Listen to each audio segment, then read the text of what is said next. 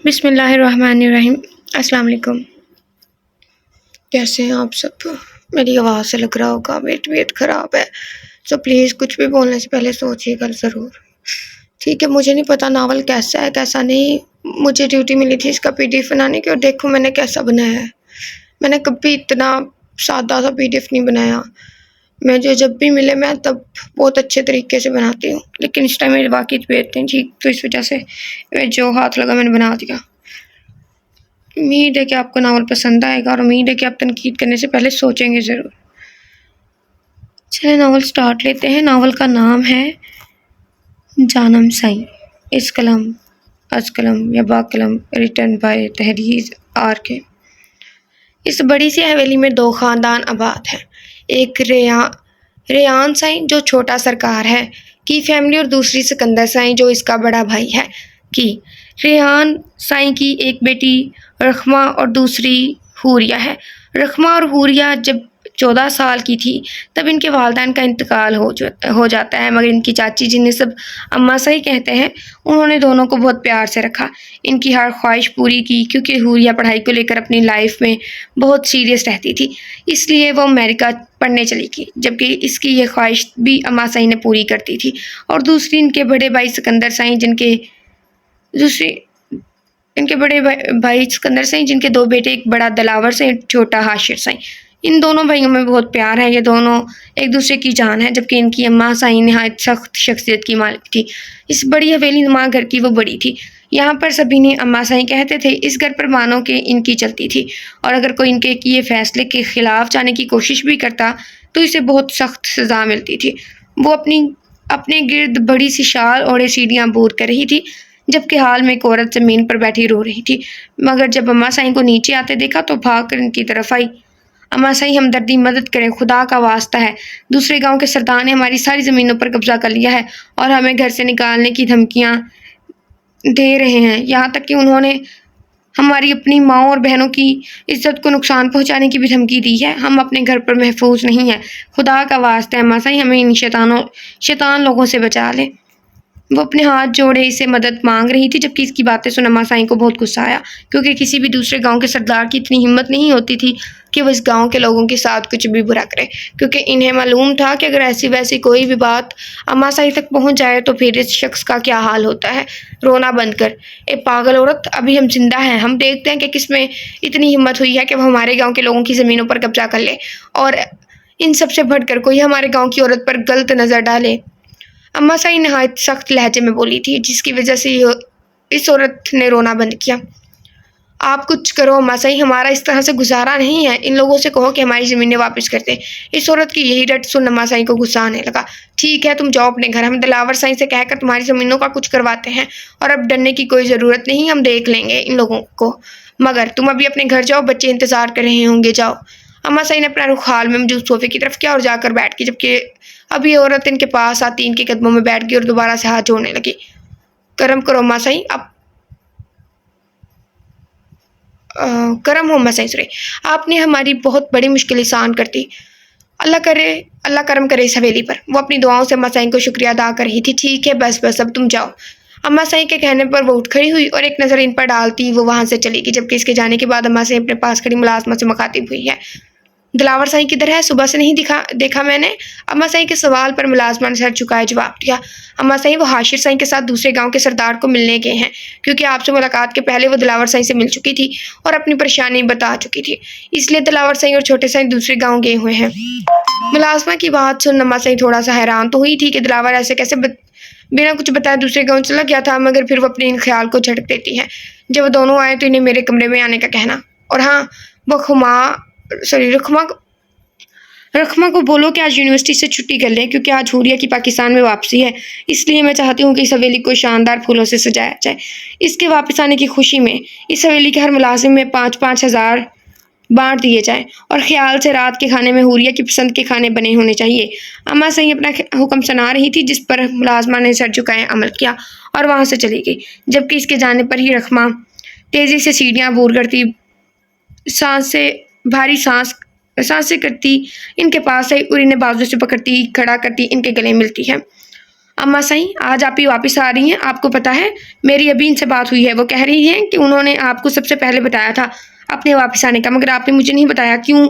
मगर खैर खैर मैं तो बहुत ही ज़्यादा खुश हूँ कि मेरी बहन वापस आ रही है। इसके चेहरे से खुशी साफ झलक रही थी कि वो इस वक्त किस कदर खुश है।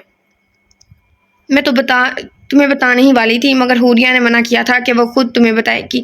मगर खैर छोड़ो, ये बताओ कुछ खाया भी है कि नहीं, या फिर यूं ही भूखे पेट खुशी से पागल होती जा रही हो? नहीं अम्मा सही, मुझे तो भूख ज़रा सी भी नहीं लगी। मैं तो बहुत खुश हूँ आप ही के आने पर, इसलिए मैं तो जा रही हूँ किचन में आप ही की पसंद की बिरयानी बनाने। रकमा अपनी बात मुकम्मल कर अपना रुख किचन की तरफ करती है, जबकि अम्मा सही सोफे पर बैठती नफ़ी में सर हिलाती हैं। तुम्हें अच्छे से मालूम है सरकार कि हमारे गांव के लोगों को अगर ज़रा सी भी परेशानी हो तो हम इस परेशानी की जड़ ही काट देते हैं। तुमने जिस औरत की ज़मीन पर कब्जा जमाया हुआ है, इसकी ज़मीन को छोड़ दो, क्योंकि यही अच्छा साबित होगा तुम्हारे लिए। दिलावर नहायत सख्त और रौबदार लहजे में बोला, जबकि सामने मौजूद शख्स थोड़ा सा चौंका। और तुम भी अच्छे से जानते हो दिलावर साईं कि जिस चीज़ पर हमारा दिल आ जाए वो हमेशा के लिए ही हमारी हो जाती है। वहाँ पर मौजूद हाशिर जो कब से इस शख्स की हठधर्मी देख रहा था कि वह ज़मीन नहीं छोड़ेगा, इसकी बातें सुन हाशिर का पारा हाई हुआ। इसने फ़ौरन से उठकर इसकी कमीज़ का कॉलर पकड़ लिया। जब दिलावर साईं कह रहा है कि इसकी ज़मीन छोड़ दे तो बात समझ में नहीं आती है क्या तुझे? हाशिर ऊंची आवाज़ में बोला, छोड़ो मुझे। वो अपने कॉलर को आज़ाद करवाता बोला, जबकि हाशिर इसके कॉलर को छोड़ता सुरख आंखों से इसकी तरफ देखता है। अगर हम चाहें तो तेरे घर में मातम का माहौल बना सकते हैं, मगर हमने कभी ऐसा करना सीखा ही नहीं। मगर अगर तू अभी भी अपनी हरकतों से बाज ना आया तो फिर मुझे ये भी करना होगा। और एक बात याद रखना, सरकार हाशिर साईं किसी से नहीं डरता। वो इसे खौफ में मुब्तला कर गया था, जबकि वो इसकी बात सुन फौरन से बोल पड़ा, ऐसा मत करना, हम छोड़ देंगे इसकी ज़मीन, तुम बस हमारे घर वालों को कुछ मत कहना। वो डरे हुए लहजे में बोला, जबकि दिलावर उठ खड़ा हुआ और इसके कंधों पर हाथ रखे ऐसे झाड़ा जैसे धूल लगी हो। बहुत अच्छे सरकार, जो कहा है वैसा करके भी दिखाना, वरना जैसा हमने कहा है हम भी वो करके दिखाएंगे। दिलावर इसके कंधे पर हाथ रख थपकी देता, जबकि अब हाशिर इसका कॉलर छोड़ता है।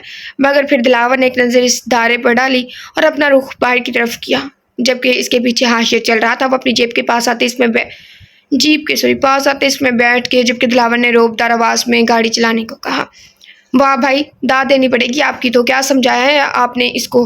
हाशिर दिलावर को देखते हुए खुश हुआ, जबकि वो इसकी बात का आगे से कोई जवाब नहीं देता बल्कि मुस्कुरा दिया था। तुम सुनाओ, इंतज़ाम कैसी जा रही है ज़िंदगी? अगर कोई मसला पेश आए तो हमें बता दिया करो, बिलाखिर तुम जानते हासिल मुलाजिम हो। सरकार सही, सब ठीक है, बहुत करम है आपका।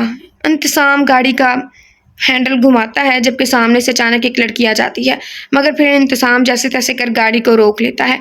मैं देख कर आता हूँ सरकार साईं। इंतज़ाम फ़ौरन से गाड़ी से बाहर निकलता है और इस लड़की के पास जाता है, जबकि वो ज़मीन पर औंधे मुँह पड़ी बैठी अपनी बाजू की कोहनी को सहला रही थी सॉरी। अर्ज, तुम यहाँ पर क्या कर रही हो और कहीं लगी तो नहीं?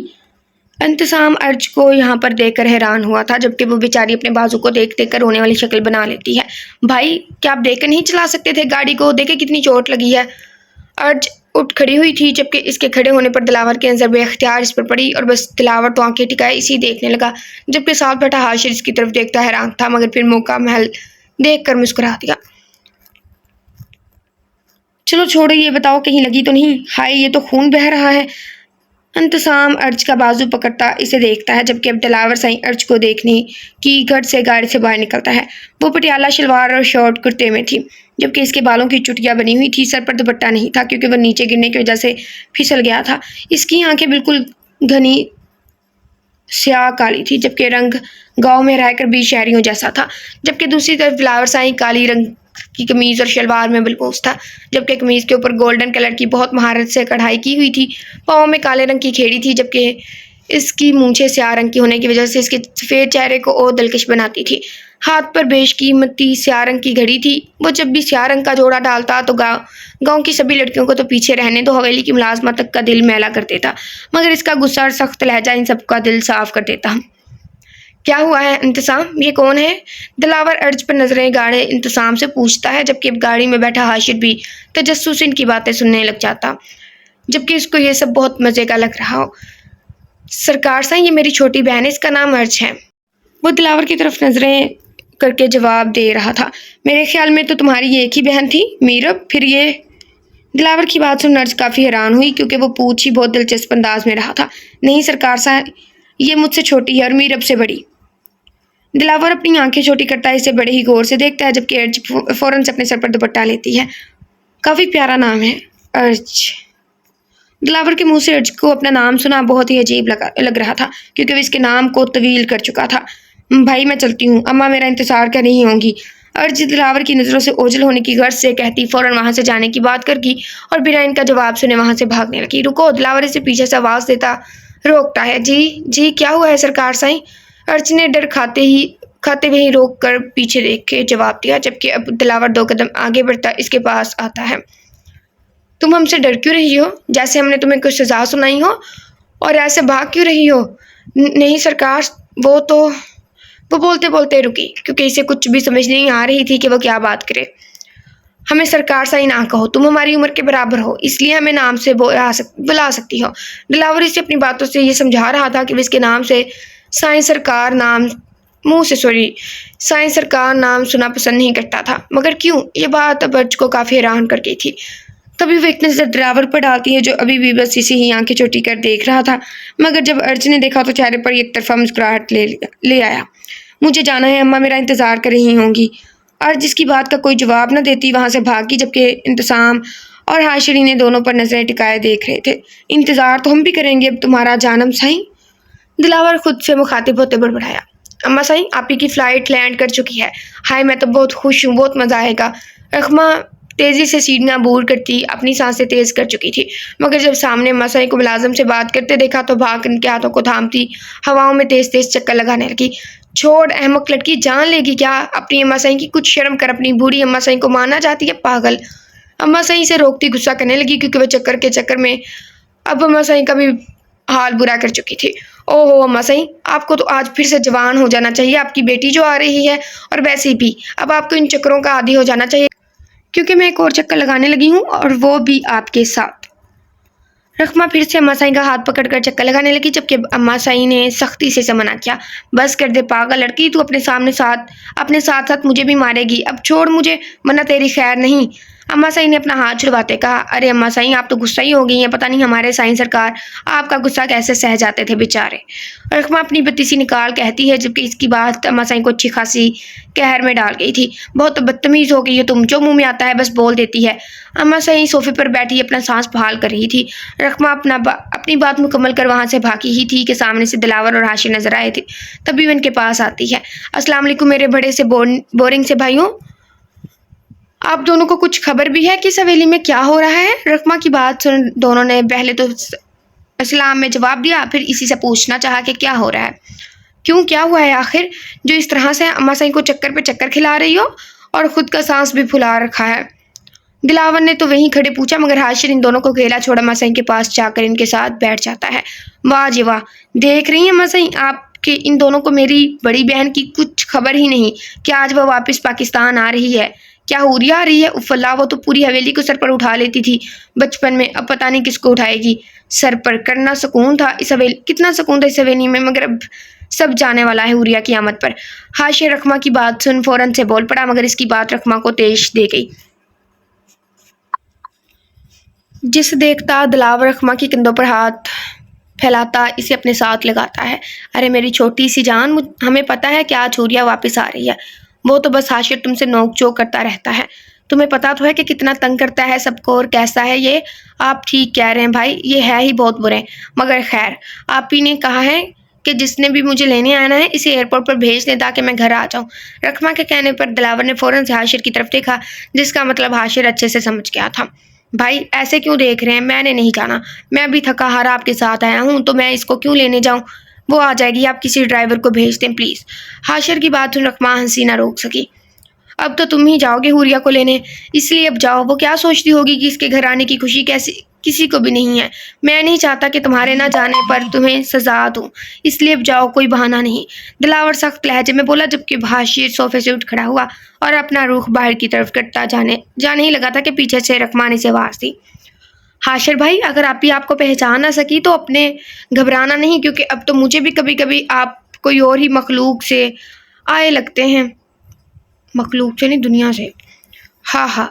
रखमा की बात सुन दिलावर अपनी हंसी ना रोक सका, तभी वो रखमा का साथ देते हैं हंसने लगा, जबकि हाशिर गुस्सेला बना वहां से बाहर चला आया। आने दो शूर्या को, क्या समझा हुआ है इन सब ने मुझे कि मैं हाशिर साईं इसका मुलाजिम हूँ जो इसे एयरपोर्ट लेने जाऊँ। वो गुस्से से गाड़ी का दरवाज़ा खोल अंदर बैठता है, जबकि मुलाजिम गाड़ी इस हवेली से बाहर निकाल चुका था। वो इस वक्त एयरपोर्ट के बाहर खड़ा हुरिया का इंतजार कर रहा था कि वह न जाने कब आएगी, क्योंकि इसे यहाँ आए हुए आधा घंटा हो चुका था। वो काफ़ी बेजारी से यहाँ खड़ा था, एक तो इसे यहाँ ज़बरदस्ती भेजा गया था और ऊपर से हुरिया का भी कुछ पता नहीं चल रहा था। तभी वो अपनी बेजारी को दूर करने की गर्ज से अपनी जेब से एक सिगरेट की डिब्बी निकाल कर एक सिगरेट को जलाकर अपने होंठों में रख कश भरने लगा। अभी इसने 2 ही कश भरे थे कि सामने से आती एक लड़की नजर आई। वो ब्लैक टाइप्स और वाइट शर्ट पहने हुए थी, बालों को टेल पोनी की हुई थी, होंठों पर डार्क रेड लिपस्टिक थी, जबकि पाँव में हाई हील होने की वजह से इसके कद में इजाफा हो रहा था। रंग बिल्कुल किसी सफ़ेद बादाम जैसा था। वो देखने में बिल्कुल किसी फिल्म की तरह लग रही थी, फिल्म की हीरोइन भी था, जिसकी वजह से हाशिर का मुंह खुला का खुला ही रह गया, मगर मुंह खुलने की वजह से इसका सिगरेट नीचे ज़मीन पर जा गिरा था। सिगरेट के गिर जाने की हाशिर को कोई फिक्र ना थी। अमेरिकन लोग इतने हॉट होते हैं, अगर मुझे पता होता तो मैं भी पढ़ने ना चला जाता वहाँ पर, मगर हाय यार, कभी कहीं यही तो हुरिया नहीं। अगर ऐसा है तो ज़रूर मेरी तरफ ही आएगी, अगर ऐसा हुआ तो मेरी किस्मत, मगर प्लीज़ अल्लाह ये हुरिया ही हो। हाशिर दिल में दुआ को था, जबकि वो लड़की इसी की तरफ आ रही थी। हवेली से आए हो? अम्मा सही ने भेजा है, आई गेस। हुरिया सवाल करते पूछती है, जबकि हाशिर सर को तेजी से हिलाता जवाब देता है। कहीं आप हुरिया तो नहीं? हाशिर कंफर्म करने के लिए, yes you are right, I am Huriya. वैसे बाकी सब किधर हैं? क्या वो मुझे लेने नहीं आए? मगर खैर कोई बात नहीं, तुम एक काम करो, ये सामान गाड़ी में रखवा दो, मैं बहुत थक गई हूँ। हुरिया से अपना सूटकेस पकड़ाती वहां से चली गई, जबकि इसका ऐसे करना हाशिर को तेज दे गया। तभी वो सूटकेस को गुस्से से पकड़ते इसके पीछे पीछे चलने लगा। इसने सोचा भी ना था कि ये ऐसी हो जाएगी अमेरिका रहकर, या फिर शायद रखमा वाली बात कि इसने इसे पहचाना ही नहीं था। ओ हेलो, तुम इस गाड़ी में क्यों बैठोगे? जाओ जाकर पिछली गाड़ी में बैठो। पता नहीं अम्मा सही ने किन किन नमूनों को हवेली में रखा हुआ है कि मालिक के साथ बैठेंगे। हाशिर जो गाड़ी में बैठने ही वाला था, इससे पहले हुरिया ने इसे रोका, मगर बातें इस तरह से सुनाई कि जैसे हाशिर वाकई में मुलाजिम हो। ओ हेलो मैडम, मैं हाशिर साई हूँ, कोई मुलाजिम शाजम नहीं जो पिछली गाड़ी में बैठूं। और अगर आपको कोई भी मसला है तो आप जा सकती हैं वापस अमेरिका, जहाँ से आप आई हैं। हाशिर इसे सुनाने लग जाता है। हुरिया को भी अभी ही पता चला था कि ये हाशिर है, इसे थोड़ी सी शर्म तो आई, मगर जब इसने हाशिर के मुंह से बेलगाम बातें सुनी तो फौरन से शर्म कहीं भाग गई। अब इसे भी बुरा लगा था। मुझे तो पहले ही पता था कि तुम वैसे के वैसे ही होगे, वही बदतमीजी, वही अकड़ जो तुम में बचपन में थी। हुरिया भी किसी से कम नहीं बोली थी। तो तुमको कोई मसला है मेरे ऐसा होने से? बड़ी आई। हाशिर बड़बड़ाया, मगर इसके बरक्स अब हुरिया चुपचाप गाड़ी में आकर बैठ गई, जबकि हाशिर ड्राइवर के साथ बैठा। इसने एक नज़र इस पर डाली थी जो बाहर देखने में मसरूफ थी, या फिर शायद वो हाशिर को नज़रअंदाज कर रही थी। क्या ज़रूरत थी अकेले घर से बाहर जाने की?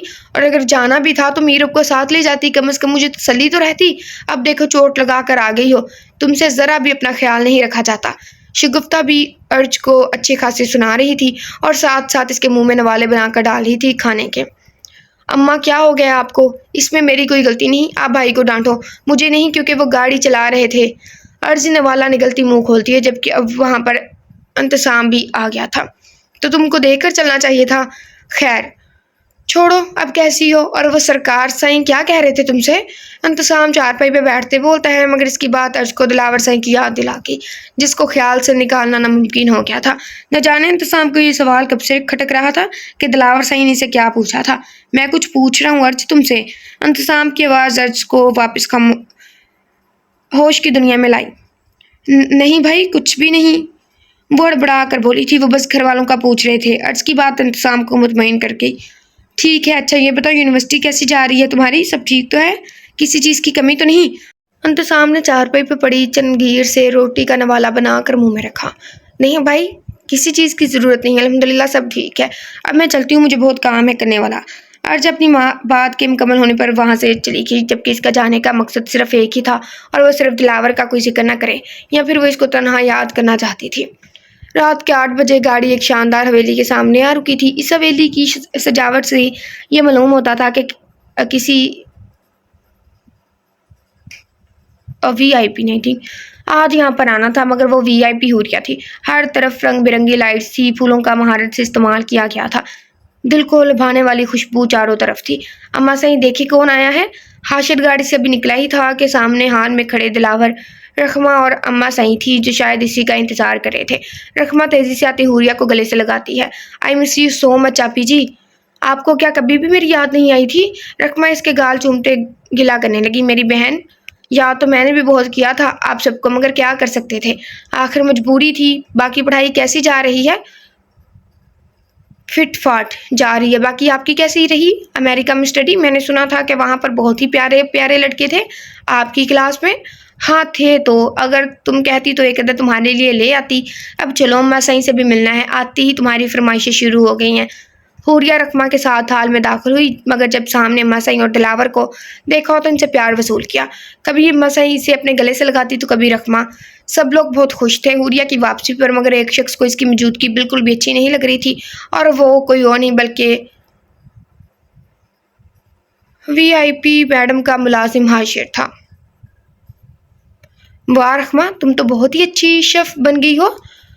बहुत ही मज़े की है बिरयानी, दिल खुश कर दिया यार। अमेरिका में तो इस बिरयानी को मैं तरस गई थी।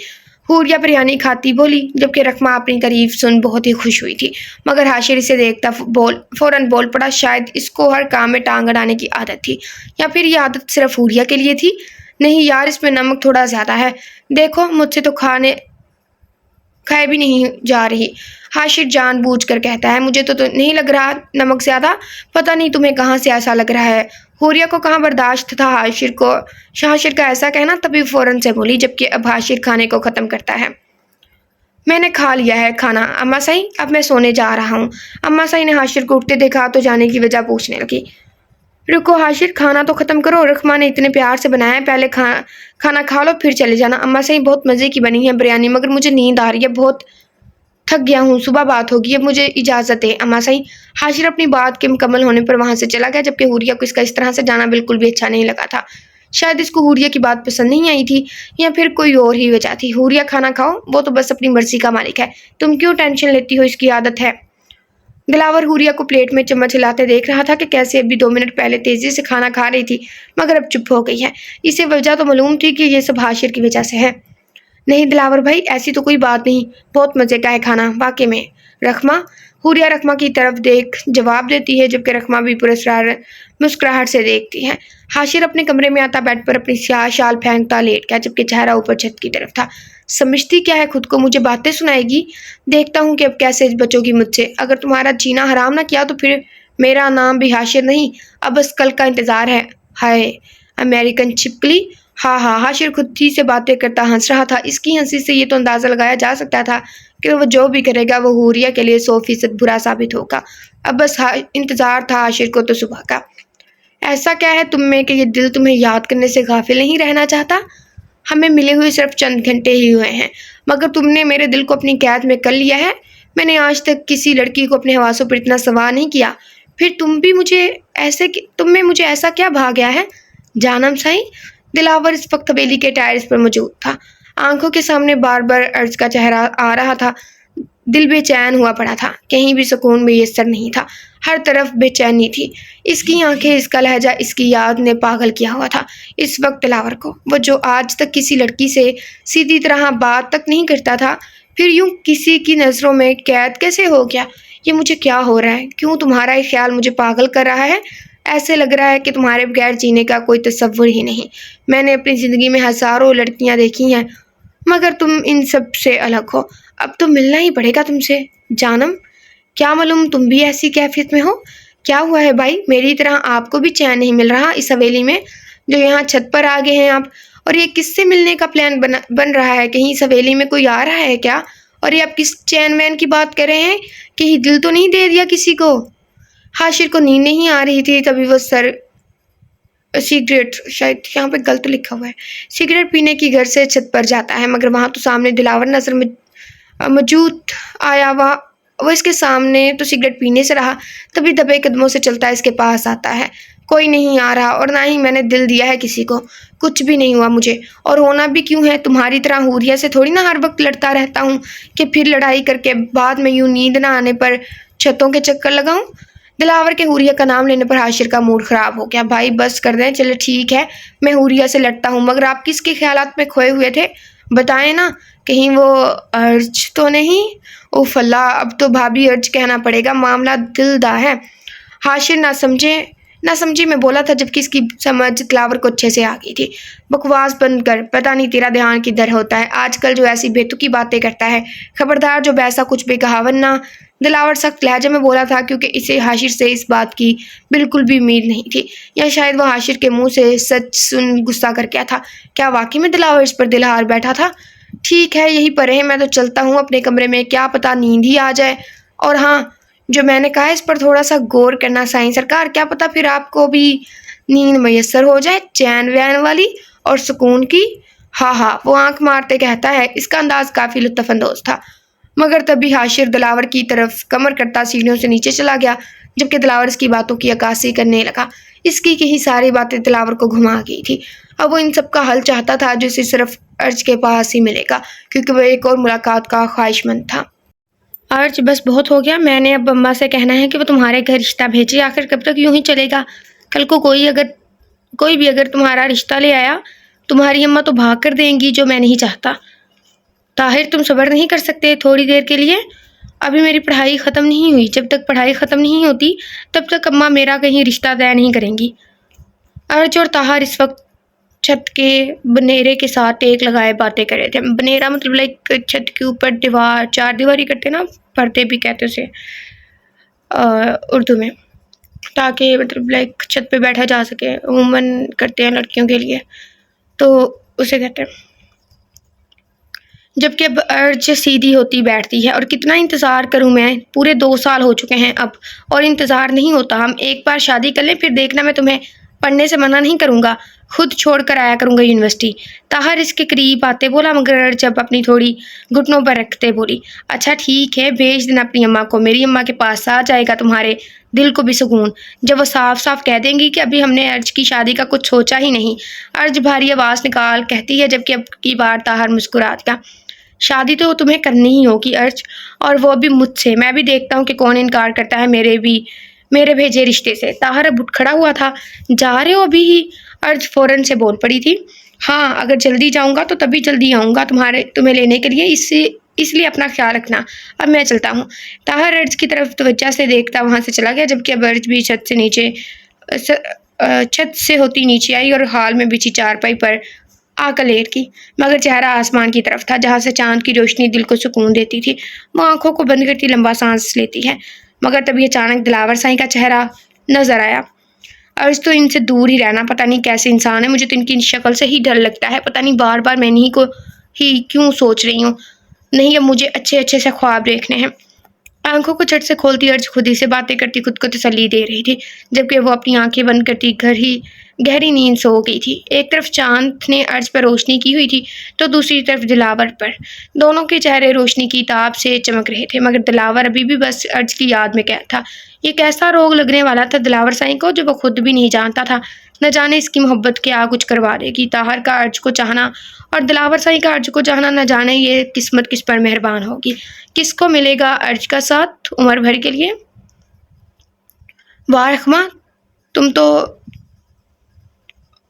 और ये एपिसोड रिपीट हो गया, मैं अगली एपिसोड करती हूँ, रुक जाए। अम्मा सही मैं लेट हो रही हूँ यूनी से, आप भाई को बोले मुझे यूनी छोड़ आए, आगे ही 10 मिनट लेट हो चुकी हूँ, और जाते जाते भी आधा घंटा लग जाएगा। रखमा यूनी के लिए तैयार हो चुकी थी, अब बस इसे कोई छोड़ने नहीं जा रहा था। वो अपने कमरे से बाहर आती, अम्मा सही के कमरे में जाती, इन्हें अपनी परेशानी बता रही थी। मेरी बच्ची हाशिर को बोलो वो तुम्हें छोड़ आता है। अम्मा सही ने बेड पर बैठे बैठे ही कहा, मगर रखमा थोड़ी सी आगे बढ़ी। अम्मा सही, हाशिर भाई मुझे कहीं भी नजर नहीं आ रहे, पता नहीं किधर है, और ऊपर से मैं लेट भी हो रही हूँ। आप कुछ करें, मैं आज यूनी से हरगिज छुट्टी नहीं करना चाहती, प्लीज़ अम्मा सही।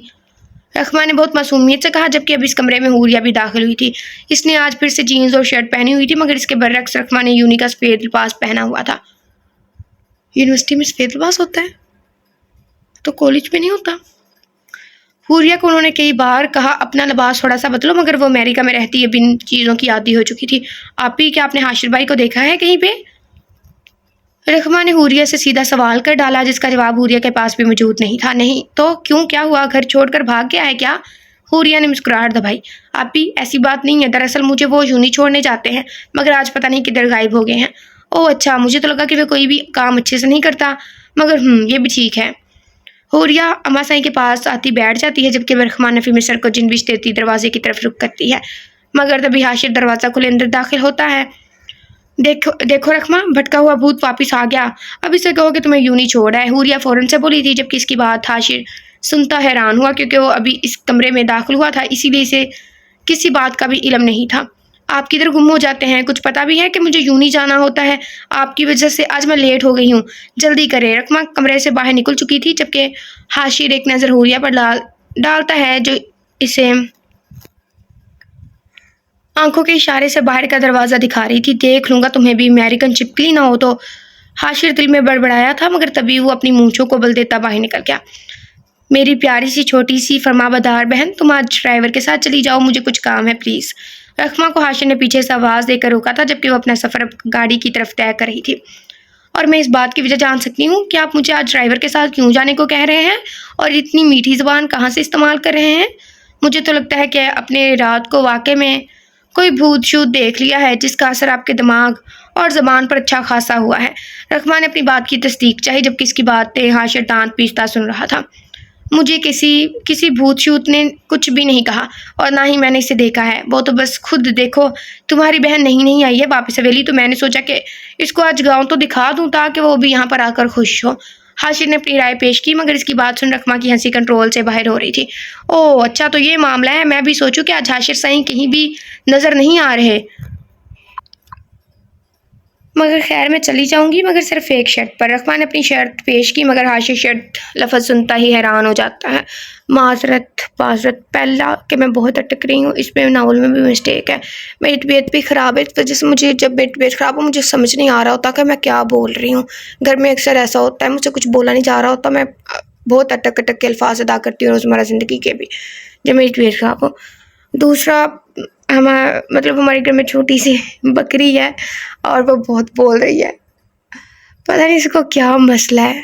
पहले थी तो वो किसी को दे दी थी, फिर वापस दे दी है, तो इस वजह से वो बहुत बोल रही है, तो इस वजह से डिस्टर्बेंस के लिए माजरत। वैसे मैं पूरे नावल में नहीं बोली हूँ। चलें आगे बढ़ते हैं। क्या शर्त है बोलो? ओके, 5,000 दें। अभी काफ़ी दिन हो चुके हैं, मेरे हाथों से खारिश नहीं जा रही थी। मुझे क्या पता था मेरे प्यारे से भाई के बरकतों वाले पैसे आने वाले हैं। खैर, अलबत्ता पैसे दें। हाशिर का तो मुंह ही खुल गया था 5,000 रुपये की शर्त सुन तभी वो जल्दी से इसे बंद करता है। पागल हो गई हो, इतनी बड़ी रकम, कुछ तो कम करो। नहीं देने हैं तो अभी दें, वरना मैं जा रही हूँ अम्मा साईं को बताने कि आपके लाडले बेटे ने मुझे यूं ही नहीं छोड़ने जाना, बल्कि हुरिया आपी को पूरा गांव दिखाना है। मैं तो चली। रखमा अपना रुख हवेली के अंदर करती ही है कि हाशिर इसे पीछे से आवाज़ देता कदमों को रोकता है। अच्छा ठीक है, देता हूँ, मुझे पता है कि तुम बहुत ही भूखी हो। हाशिर अपनी कमीज़ की पॉकेट से बटुआ निकालता एक नोट बाहर लाता इसे रखमा के सामने करता है, जिसे देखती रखमा अपने पेट पर दोनों हाथ बांधती है। ये क्या है? सिर्फ 1,000? इसे मेरा कुछ भी काम नहीं चलेगा, और आज के दौर में इसकी कोई फ़ोटो भी नहीं खींचता। फिर आप मुझे क्यों दे रहे हैं? पूरे 5,000 ही लूँगी, वरना। रखमा दोबारा से इसे धमकी दे रही थी, जिसे सुनता हाशिर फ़ौरन से अपने बटुए से एक करारा नया ताज़ा नोट पूरे 5,000 का रखमा के आगे पेश करता है, जिसे पहले तो रखमा आंखें फाड़े देख रही थी, मगर फिर तभी आगे बढ़कर फ़ौरन से पकड़ती है। थैंक्स भाई, अल्लाह आपको और दे, ताकि आप मुझे देते रहें। अब जाएं जल्दी से, आपका इंतज़ार कर रही होगी। हाँ जा रहा हूँ, मगर तुम भी अपना ख्याल रखना।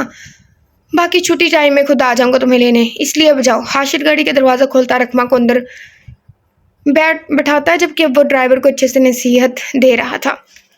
हाशिर गाड़ी का दरवाज़ा बंद करता वहीं खड़ा रहा, जबकि अब गाड़ी वहाँ से चली गई। अब आएगा मज़ा, मैं भी देखता हूँ कि तुम्हें मुझसे कौन बचाता है, अमेरिकन चिपकली।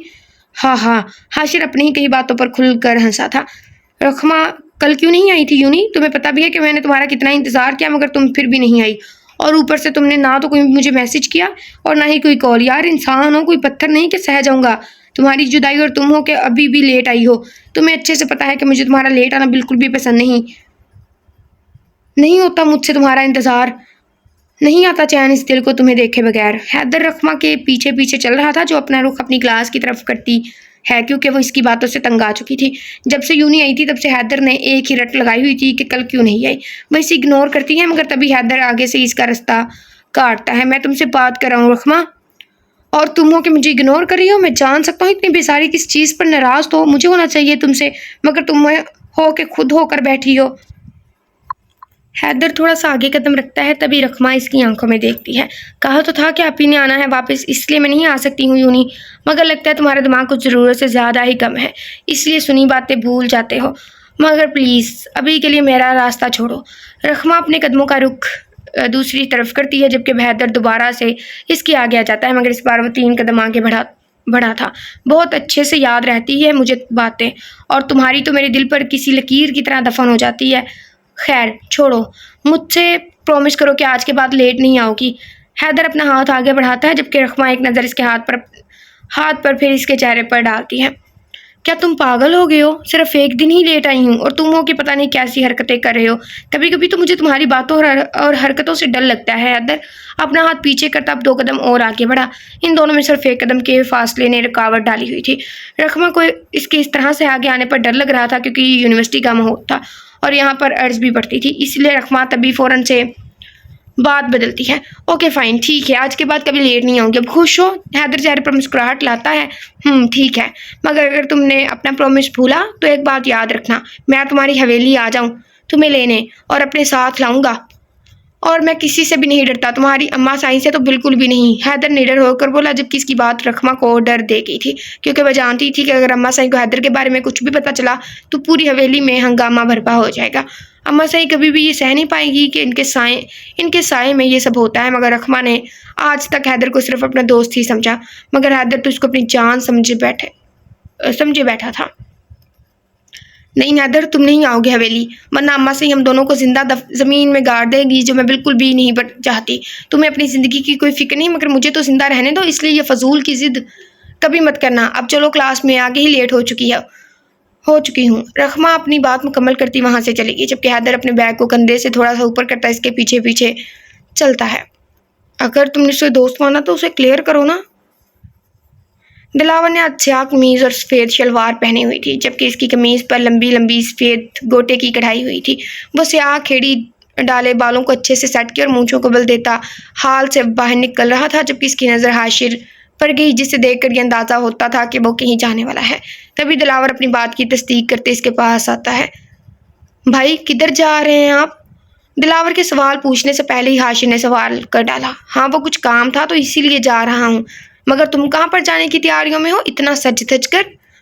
हाशिर के पहने कपड़ों पर एक नज़र डालता दिलावर आंख उठाता पूछता है। ये बात तो आम थी कि हवेली में सभी सज धज कर रहते थे, मगर हाशिर आज कुछ ज़रूरत से ज़्यादा ही तैयार होकर खड़ा था।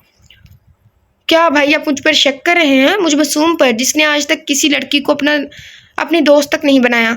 आप बदल गए हैं भाई। वैसे शक तो मुझे करना चाहिए आप पर कि किसकी नज़रों का जादू सर चढ़ बोल रहा है। दिलावर को हाशिर की बातें किसी सुई की तरह चुभ रही थी। न जाने वो एक ही लम्हे में इसको क्या सुना गया था। तभी दिलावर इसकी बात का कोई जवाब देता, तभी हुरिया वहाँ पहुंची, जिसे देखता हाशिर नजरें हटा ना सका।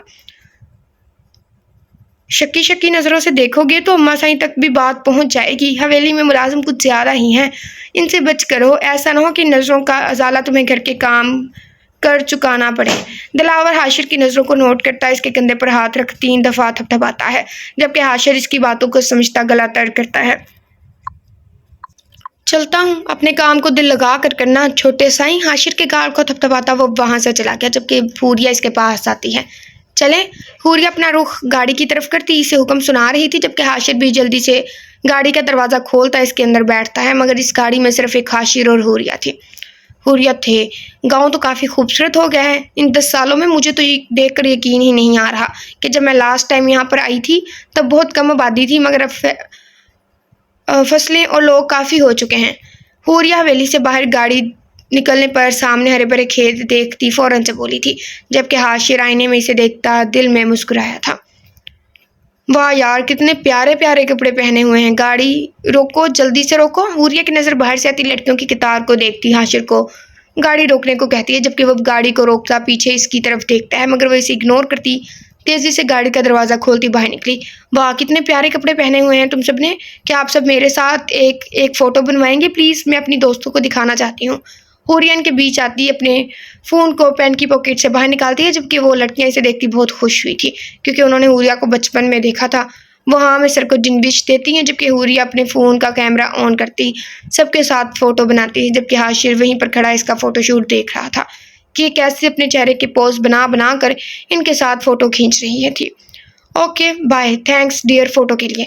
इसके इंग्लिश में बोले अल्फाज वो सभी ना समझी थी, मगर हाशिर को अच्छे से समझ आ गया था। कुछ नहीं कुछ नहीं कुछ नहीं, तुम लोग जाओ अब। हाशिर हूरिया का हाथ पकड़ता इन लड़कियों को यहाँ से जाने को कह रहा था, जबकि हूरिया इसकी हरकत को नोट करती फ़ौरन से अपना हाथ पीछे खींचती है। ये क्या हरकत थी? वो चेहरा हैरान करती पूछने लगी। क्या मतलब क्या हरकत थी? एक हाथ ही तो पकड़ा है तुम्हारा। तो क्या करूं?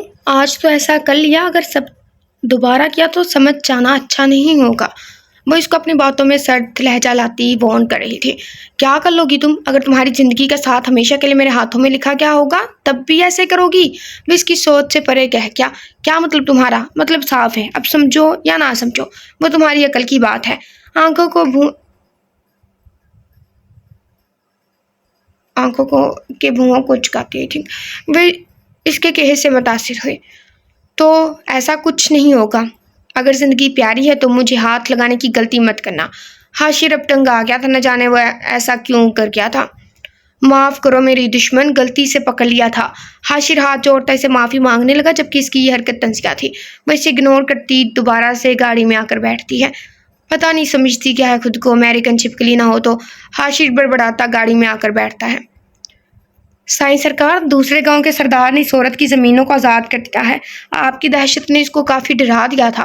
मुलाज़िम गाड़ी चलाते दिलावर से मुखातिब हुआ, जबकि दिलावर नज़रें बाहर टिकाए देख रहा था। हाँ हाँ ठीक कह रहे हो, अगर कोई भी हमारी बात ना माने तो हम धमकियों को हकीकत भी कर दिखाते हैं।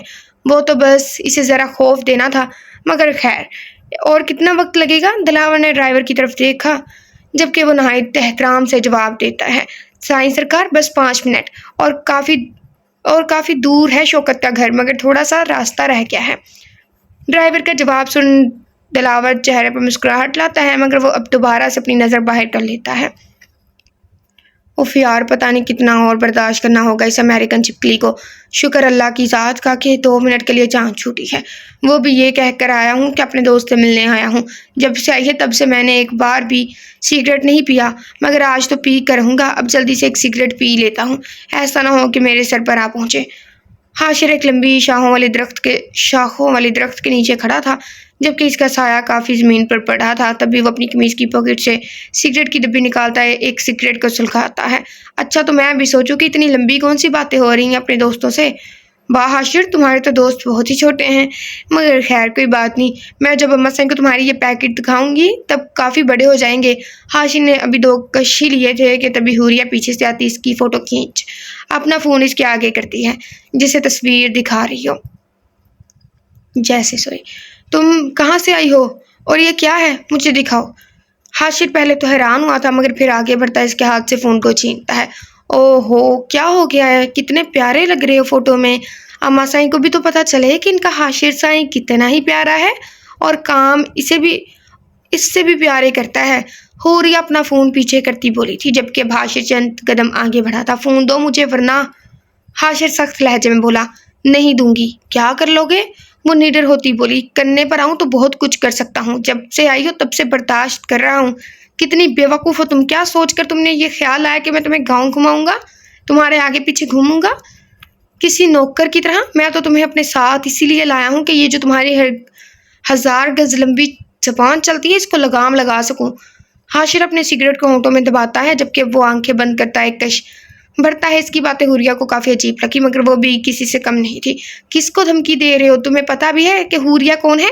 आज तो बर्दाश्त कर लिया, मगर आज के बाद बिल्कुल भी बर्दाश्त नहीं करूँगी, इसलिए अपनी इस 1000 गज लंबी ज़बान को बंद करो।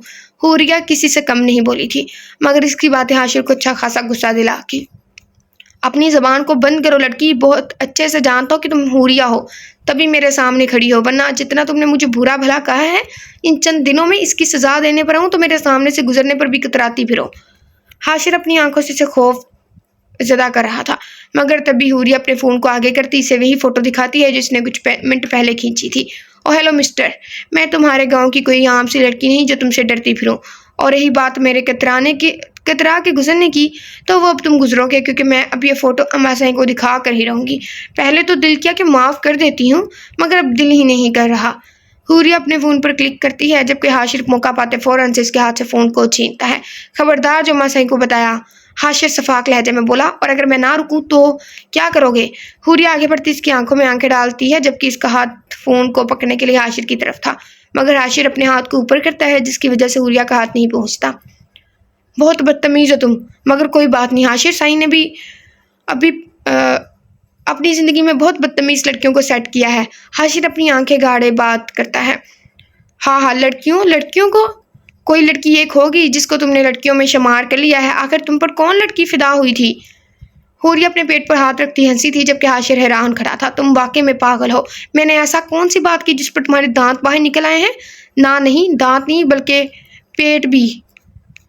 हुरिया पागलों की तरह हंस रही थी, जबकि हाशिर की बर्दाश्त से बाहर हो रहा था।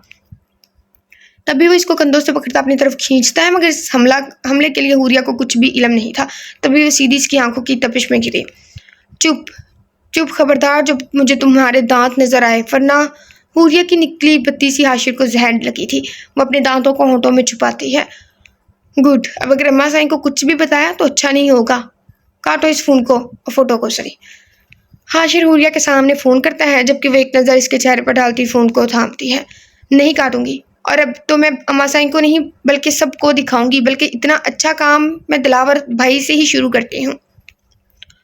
हुरिया दिलावर का नंबर निकालती अपनी अभी फ़ोटो को सेंड ही करने लगी है कि हाशिर फ़ौरन से बोल पड़ा, नहीं तुम ऐसा नहीं करोगी, प्लीज़ मेरी बात मान जाओ।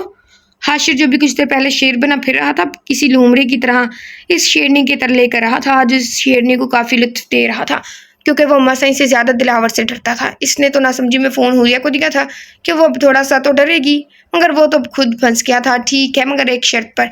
हुरिया ने अपना मुद्दा रखा। क्या है, बोलो। पैसे ही चाहिए होंगे, रुको मैं देता हूँ। हाशिर अपने बटुए से पैसे निकालता है कि शायद हुरिया ने पैसों की शर्त रखी हो, मगर ऐसा कुछ नहीं था। मुझे कोई पैसे वैसे नहीं चाहिए, बल्कि कुछ और चाहिए। हाँ, वो देख रहे हो क्या है इधर? हुरिया हाशिर के पीछे इशारा करती है, जबकि हाशिर भी गर्दन मोड़ता है। क्या तुम अब मुर्गियों को पाल रही हो? वैसे तुम पर यह काम बहुत सूट करेगा। हाशिर अपनी बात पर हंसता है, मगर इसके मुकाबले कही गई बात पर इसकी हंसी किसी मच्छर की तरह उड़ी। हाँ हाँ, सो फनी। मुझे वो चाहिए जो तुम अभी ला कर दोगे, इसलिए इसको जाकर पकड़ो और मेरे फ़ोन से फ़ोटो को डिलीट पाओ, वरना मैं जा रही हूँ दिलावर भाई के पास। हुरिया अपना रुख दूसरी तरफ करती है, जबकि हाशिर इसका बाजू पकड़ता इसे रोकता है। क्या मैं तुम्हें मुर्गी पकड़ने वाला नजर आता हूँ? नहीं पकड़ूंगा, तुम कुछ और बताओ। हाशिर अपना मामला पेश कर देता है, जबकि हुरिया इसका हाथ अपने बाजू से हटाती है। मैंने आगे भी बोला था कि मेरा हाथ मत पकड़ना, मगर नहीं, मेरी बात समझ में नहीं आती। मगर खैर कोई बात नहीं, मैं तुम पर तरस खा ही लेती हूँ, इसलिए अब जाओ और इसको पकड़ो, वरना मैं तो चली। हुरिया दोबारा से अपना रुख दूसरी तरफ करती है, जबकि पहले तो हाशिर इसका बाजू पकड़ता है, मगर तभी कुछ सोचते छोड़ देता है। अच्छा ठीक है, पकड़ कर लाता हूँ। हाशिर अपनी बात कहकर वहाँ से चला गया, जबकि हुरिया इसकी पुश्त को देखती अपने दांतों को हंसी से रोकती है। हाशिर अब एक खेत की तरफ जा रहा था। हाय मेरी प्यारी सी मुर्गी, देखो आज तुमसे मिलने हाशिर साईं आया है। प्लीज़ मेरे पास आ जाओ मेरी प्यारी मुर्गी, ताकि मैं तुम्हें अपने साथ ले जाऊं। हाशिर मुर्गी से बातें करता इसे पकड़ता है, मगर वो इसके हाथ नहीं आती। क्या यार, तुम तो इतनी अच्छी हो, फिर क्यों मुझे शर्मिंदा कर रही हो? देखो हमारी हवेली में एक बहुत ही हैंडसम नौजवान मुर्गा है, तुम कहोगी तो तुम्हारी बात चला दूंगा, मगर अभी के लिए मेरे हाथ आ जाओ। हाशिर इसके पीछे पीछे चक्कर लगा रहा था। मुर्गी तो नहीं आने लगी है ना, कहना हाँ आया चलिए तुम्हें हवेली, तुम्हारी बातें समझ रही है ना। जबकि हुरिया की हंसी कंट्रोल से बाहर थी। उफ अल्लाह जी, एक बार मेरे हाथ लग जा तू। प्यारी सी मुर्गी ना तंग कर मुझे, मैं तुझे ले चलूँ अपने साथ। प्यारी सी मुर्गी ना तंग कर मुझे, हाशिर ऊंची आवाज़ में बोले जा रहा था कि तभी इसका पाँव फिसला और वह ज़मीन पर जा गिरा। क्या मुसीबत है यार, एक तो ये मुर्गी और ऊपर से अमेरिकन छिपकली, दोनों ही कहाँ फंस गए हूँ यार। हाशिर अपने हाथों की तरफ देखता है जो मिट्टी से रंग चुके थे। वो तो इससे सजा देने आया था, मगर हुरिया ही इस पर भारी पड़ चुकी थी। हुरिया हाशिर को गिरते देख इसके पास आती है, क्योंकि अब मजाक में हाशिर को चोट लग चुकी थी। सॉरी, कहीं लगी तो नहीं? उठो। हुरिया अपने अमल पर शर्मिंदा होती अपना हाथ आगे बढ़ाती है, जबकि हाशिर के माथे पर गिरे बाल वह फूंक से सीधा करते अपना हाथ आगे बढ़ाता है, जिसे हुरिया फौरन से थाम लेती है। सॉरी हाशिर साईं। इसके कहे ये अल्फाज हाशिर के दिल पे वार कर गए थे। न जाने कितनी दिलकश आवाज़ ने भा लिया इसके कानों को। ठीक हूँ मैं। वो आगे बढ़ता हाथ मजबूती से थामे उठ खड़ा हुआ, जबकि अपनी कमीज की साइडों को झाड़े वो हाथों पर हाथ रख झाड़ता है। हुरिया बड़े ही गौर से देखे जा रही थी। दिल को कितना आसान लग रहा था इस चेहरे को देखना। आज से पहले इसने हाशिर को इतने गौर से नहीं देखा था। स्याह रंग आंखें, सफेद रंगत, लंबी चौड़ी मुशाबत, माथे पर आते बालों को वो अपने हाथों से पीछे करता है, एक नजर हुरिया पर डालता है जो सही तके जा रही थी। खैर सब, हुरिया फौरन से अपना रुख दूसरी तरफ करती, आगे आगे चलने लगती और ऐसे जाहिर करा रही थी जैसे कि अब इस गांव की होकर रह गई हो। हाशिर भी एक तरफा मुस्कुराहट लाए इसके साथ साथ चलने लगा, मगर वह हाथों के इशारे से इसको अपने जमीन ने दिखा रहा था। दोनों के बाल हवाओं में संभल नहीं रहे थे। हुरिया इस हरे भरे खेतों को देखती हाशिर से नजरें हटा चुकी थी। हाशिर भी अपने हाथों की तरफ देखता ही है कि तभी बेख्तियार नजर हुरिया पर जाती है और वक्त वहीं आहिस्ता आहिस्ता चलने लगा। वो इसके हर एक नुक्श को अपनी नजर किताब में लाता, न जाने दुनिया से गाफिल हो गया था। वो जो खेत में मसरूफ काम में मसरूफ औरतों को देख कर मुस्कुरा रही थी। बस इसकी मुस्कुराहट ने हाशिर साईं का दिल जीत लिया था और वो भी मुस्कुरा दिया। नावल इतना अच्छा नहीं है। मेरी तबीयत खराब थी, इस वजह से मैंने एक शॉर्ट नावल सेलेक्ट किया। गो कि मैं एक बहुत लॉन्ग नावल रीड कर रही हूँ और वो काफ़ी अच्छा है, इस वजह से मुझे उसे छोड़ना पड़ा। बट मैं रीड कर रही हूँ। वो एक रिक्वेस्टेड नावल है और ये नावल इतना भी कुछ खास नहीं है, बट इट्स माई ड्यूटी। वह गाड़ी को रोकता बाहर निकलता, दिलावर के साइड का दरवाज़ा खोलता है। मूंछों को बल देता, रोबदार शख्सियत लग रहा था। कुछ इसके लिबास ने रोब बना दिया तो कुछ इसकी मूंछों ने। तुम इधर ही रुक कर हमारा इंतज़ार करना, दिलावर ड्राइवर से कहता अपना रुख घर की तरफ करता है, जिसका एक लकड़ी का दरवाज़ा था और इसके ऊपर कुंडी भी लगी हुई थी, जिससे पुराने ज़मानों में इस्तेमाल होती थी, मगर वो खुली थी, जैसा कि अंदर जाने के लिए आसानी हो। बस सर झुकाए दरवाजे से होता घर के अंदर दाखिल हो गया था। घर ज़्यादा बड़ा तो नहीं था, मगर प्यारा ज़रूर था। सामने 2 कमरे ही थे। एक बरामदा था जिसकी साइडों पर गुलदान पड़े थे और इसके नीचे एक और कमरा था जो शायद किचन की तरह समझा जा सकता था। बाहर 2 चारपाइयाँ थी जिन पर बिस्तर था। वो किसी को भी ना पाता कमरे में जाने का इरादा रखता था कि शायद कोई तो हो अंदर, मगर तभी एक छोटी सी लड़की जिसने पठानों जैसी फ्राक डाली हुई थी, इस शख्स को देखती भागी इसके पास आई। आप कौन है और हमारे घर क्या करने आए हैं? वो सवालिया नजरों से पूछती इसके पास आती खड़ी हुई। वो कुछ सोचते कहने लगा, हम आपकी आपी के दोस्त हैं। दिलावर, आपी किधर है आपकी छोटी मीरब? वो मीरब को हैरान कर गया था। एक तो उम्र भी नादान थी और ऊपर से अकल भी मुनासिब ही थी। तभी वो खुश होती आगे बढ़ी। वेट अ सेकेंड, इसको इतने मैनर्स नहीं कि किसी के घर जाने से पहले दरवाज़ा खटखटाया जाता है। फिर वो कमरे में जाने का भी सोच रहे हैं। पता भी है कि लड़कियां भी होती है घर में, फिर भी हद हो गई है। इडियट। सच्ची आप आपी के दोस्त हो, मगर आपी ने कभी आपका जिक्र ही नहीं किया। मैं कैसे मान लूँ? मासूम सी शक्ल बनाती वो इस्तफसार करती है। ओह अच्छा, तो हमारी छोटी सी मीरब को यकीन ही नहीं आ रहा, तो फिर हम एक काम कहते हैं, आप अपनी आपी को बुलाएं इधर, फिर हम इनके सामने कहेंगे आप हमारी क्या लगती हैं। बातें नासमझ थी, मगर वो खुशी इतनी थी कि सर को चिंबिश देती फौरन से कमरे की तरफ भागती है, जबकि दिलावर वहीं पर खड़ा टिकटकी बांधे आगे आने वाले हम लोग का मुंतजिर था। आपी आपी आपी, बाहर आपके वो दोस्त आए हैं और वो कह रहे हैं कि हमें मिलना है आपसे। अर्ज जो किचन में बैठी रोटी बनाने में मसरूफ थी, मीरब की भाग दौड़ देखती अपने काम को वहीं पर तर्क करती है। कौन दोस्त? बूढ़ती अपने हाथों से चेहरे पर आए बालों को पीछे करती कहती है, जबकि मीरब इसके पास आती मुस्कुराहट से बोली, आप भी कोई दिलावर नाम बता रहे हैं अपना?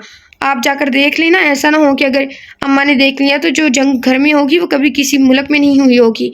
अर्ज हैरान थी कि इसका कोई लड़का दोस्त नहीं है, ये दिलावर कहाँ से आ गया। वो इतनी हैरान थी कि यूं ही भागी भागी बाहर आई। दिलावर जो पहले आगे किसी मजनू की तरह खड़ा था, सामने से अपने महबूब को देखते वहीं पर आंखों को जमा देता है, जबकि अर्ज सामने साईं सरकार को मौजूद पाती पहले तो बालों को सीधा कान के पीछे ले जाती है, फिर सर पर दुपट्टे को सेट करती सर झुकाए आगे बढ़ती है। आप यहाँ पर? साईं सरकार, कुछ काम था भाई से, वो घर पर नहीं। इसकी अटकती ज़बान दिलावर को खुश करने के मुतबादल थी। वो आगे बढ़ता इसके चेहरे पर लगे आटे के रेज़े जो आटे के हाथों को गाल पर लगाने की वजह से थे, अपने हाथों से साफ करता है। इसका दिमाग चल गया, ये राइटर के पास दिमाग नहीं था। ये क्या उठा के दे दिया मुझे ओनर ने। गुस्सा आ रहा है मुझे। ठीक है, शॉर्ट स्टोरी भी मैंने बहुत पढ़ी हैं, कुछ अच्छी होती हैं कुछ बुरी होती हैं, लेकिन इतनी भी नहीं है। सीधा ही हाथ लगा रहा है। होती ना मेरे जैसी हाथ मरोड़ के ना थप्पड़ मार दिए।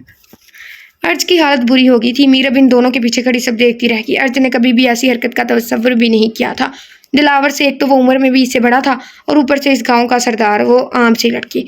दिलावर आंखों को आहिस्ता से झपकते देखता है, आंखें मदहोशी से माइल होती पड़ी थी। आप ये क्या कर रहे हैं? दिलावर कुछ भी कह पाता कि अर्जी से दूर होती खड़ी हुई। कुछ नहीं जानम साईं, बस तुम्हें देखने को दिल किया तो चले आए। वैसे तुम्हारा घर हमारी हवेली से बहुत दूर गुजरता है। हम चाहते हैं कि जब भी तुम्हें देखने को दिल करे तो फौरन से ये चेहरा हमें मिले, इसलिए हम तुमसे शादी करना चाहते हैं। बहुत जल्द रिश्ता आएगा तुम्हारे घर हमारा। अर्ज की हैरानगी की कोई हद ना थी। वो क्या एक दिन में ही इसका दीवाना हो गया था? और जो पिछले कई सालों से इसे मोहब्बत करता था, इसके साथ क्या बेवफाई कर देती? साईं सरकार, मैंने हमेशा आपको अपने बड़े भाई समझा है और मेरा रिश्ता भी तय हो चुका है ताहर से। अर्ज से आगे कुछ भी बोलती कि तभी ताहर घर के अंदर दाखिल होता। अर्ज को पुकार रहा था।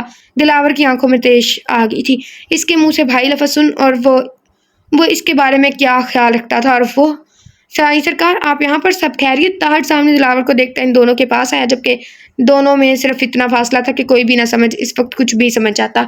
साईं सरकार, आप आज हमारे घर पर आए हैं, सब खैरियत? हमारे लायक कोई काम हो तो बताइए।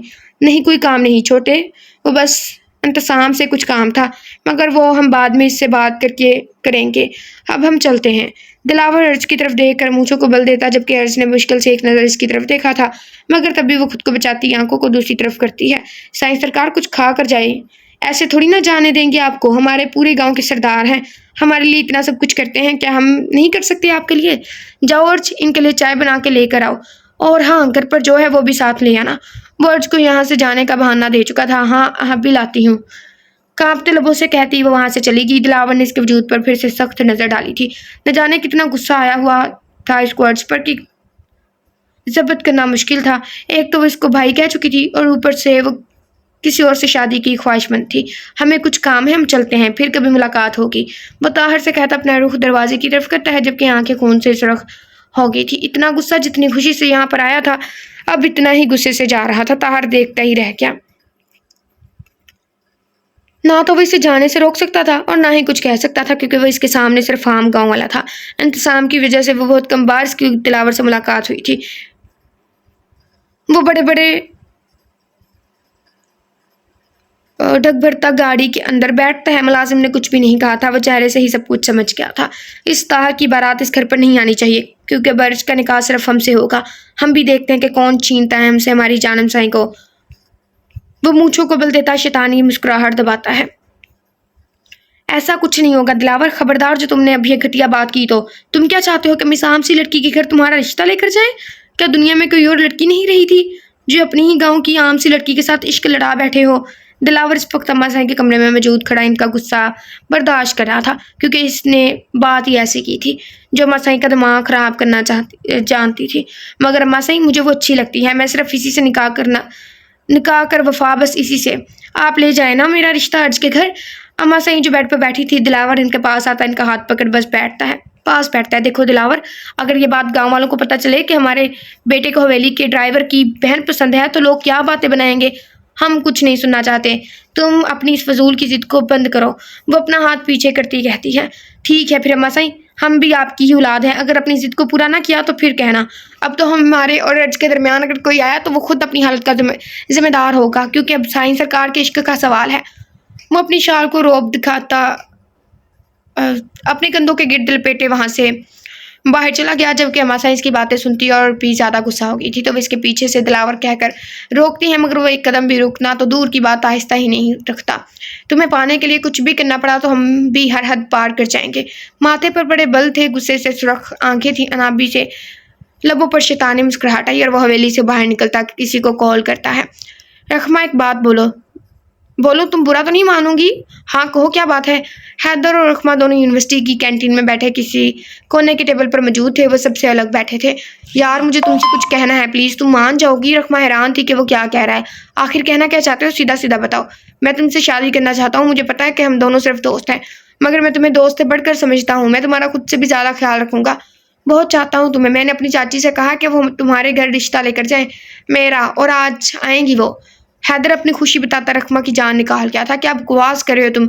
ऐसा कुछ नहीं होगा। अगर अम्मा साईं को पता चला तो दोनों को मार देंगी।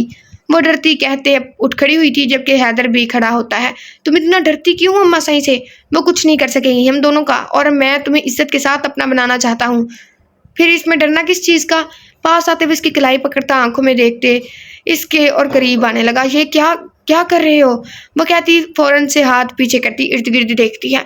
देखो रखमा, मैं तुमसे मोहब्बत करता हूँ और निकाह करना चाहता हूँ। मुझे पता है कि तुम्हारी फैमिली में यूँ यहाँ पढ़ने की जगह पर रिश्ते बना लेना पसंद नहीं होगा, मगर मैं ये साबित करूँगा कि मोहब्बत जहाँ भी की जाए वो सिर्फ मोहब्बत ही होती है, और मुझे तुमसे वही मोहब्बत है जिस पर तुम नाज कर सको और मुझसे अपना हक वसूल करो। ये क्या है? ये सब क्यों ऐसी बातें कर रहे हो? क्यों ये सब कर तुम क्या जताना चाहते हो?